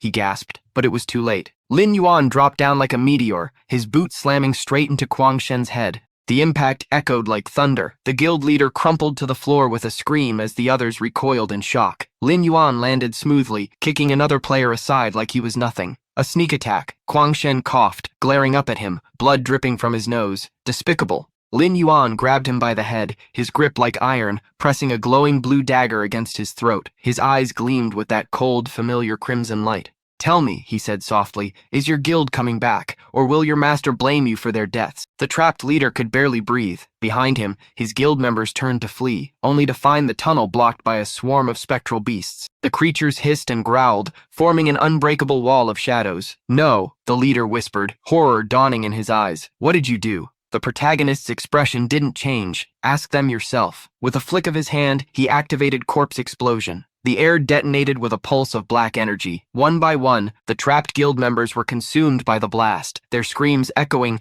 cut short as the cavern filled with searing blue flames. The live stream went insane. Comments flooded in, viewers calling it the most insane one-man raid they'd ever seen. The spectral scorpion reappeared from the void, delivering the final strike that split the last survivor in half before vanishing again into smoke. Silence followed. When it was over, he stood amid the glowing remains of his enemies. A few system notifications blinked to life. Gold-grade bloodthirsty double blades, acquired. Without a word, he sheathed his weapon and turned away, deciding to leave before the crowd arrived. Back in town, he walked into the blacksmith's forge and unloaded his haul of ore. The blacksmith whistled in admiration, his hammer pausing mid-air. That's some fine work, lad. Bring me more like this, and I'll make it worth your while. His favorability increased, and Lin Yuan nodded. It was a long-term mission, but one that would pay off steadily. Outside, he thought over his next move. The Fury Guild's gear would sell well, but chasing the first believer was too passive. Instead, he'd follow the clues he already had. He remembered that the believer's followers could control snakes, and that connected directly to the ancient Snakeman civilization, rumored to hide beneath the city's sewers. Following his hunch, he descended into the underground tunnels. His boots splashed through murky water as the stench of decay filled the air. He remembered a basic quest once given by Sheriff 2, Kill the Rats, a cover for a secret dungeon hidden below. If he could reach it first, the loot would be his alone. After navigating the maze-like tunnels, his crimson eyes caught movement high up on a wall, a faint carving. He raised his palm and unleashed a burst of blue energy, shattering the stone. Behind it, a narrow path revealed itself, but before he could move forward, a deafening hiss filled the chamber. From the shadows, a massive king haze serpent slithered out, its scales shimmering blue, its eyes glowing like twin suns. A system window appeared, level 60, unknown stats. His mind raced. A monster this strong in a beginner zone? He activated invisibility, but the serpent's gaze followed him easily. The skill was useless. Realizing brute stealth wouldn't work, he dashed up a crumbling pillar, luring the beast toward the narrow passage. "Fine," he muttered, his red eyes narrowing. "We'll do this the hard way." He dove headfirst into the serpent's path, baiting it. The massive head struck down, shaking the entire sewer. He rolled aside, summoning his spectral scorpion midair. The two beasts collided, thunder and venom erupting in blinding flashes. As they clashed, he began blasting chunks of the ceiling above. One final hit broke through, a triangle of sunlight pierced the gloom. He launched himself upward, escaping through the opening just as the serpent lunged. Landing on the surface, he squinted against the bright desert sun. Beneath him, the massive serpent's eye gleamed through the hole, but it dared not emerge. "You won't come out here," he muttered. "This is the Western Desert Palace, home of the National Guardian. Here, no monster could approach without being annihilated instantly." The snake hissed in frustration and withdrew into the depths. Watching it vanish, he remembered the ancient feud between the Snake Men and the Desert Kingdom, one that drove their civilization underground to plot revenge. To continue safely, he decided to buy a snake attractant potion that only lured lesser basilisks. Later, at the marketplace, he purchased the potion from a cheerful merchant who thanked him warmly for his business. As he turned to leave, a familiar voice called out behind him. The priest from the mine jogged up, smiling brightly. Lin Yuan paused, recognizing him immediately. "Hey," the priest said, catching his breath. "We should add each other as friends. Come on." The protagonist hesitated, considering it silently. "I've got things to do," he replied. But the priest followed anyway, insisting they head to Ashavale together. "You should join us, the Super God 3, or maybe," he grinned, "we make it the Super God 4. Lin Yuan's eyes flickered when he heard a single name, Lang Yu. Memories from his past life surfaced. Lang Yu, the president of the second-ranked guild, a powerhouse, and one of the 9 chosen founders of the Order organization. That single clue changed everything. His expression softened slightly as he accepted the friend request. "Fine," he said at last, turning away. "But I've got business to handle first."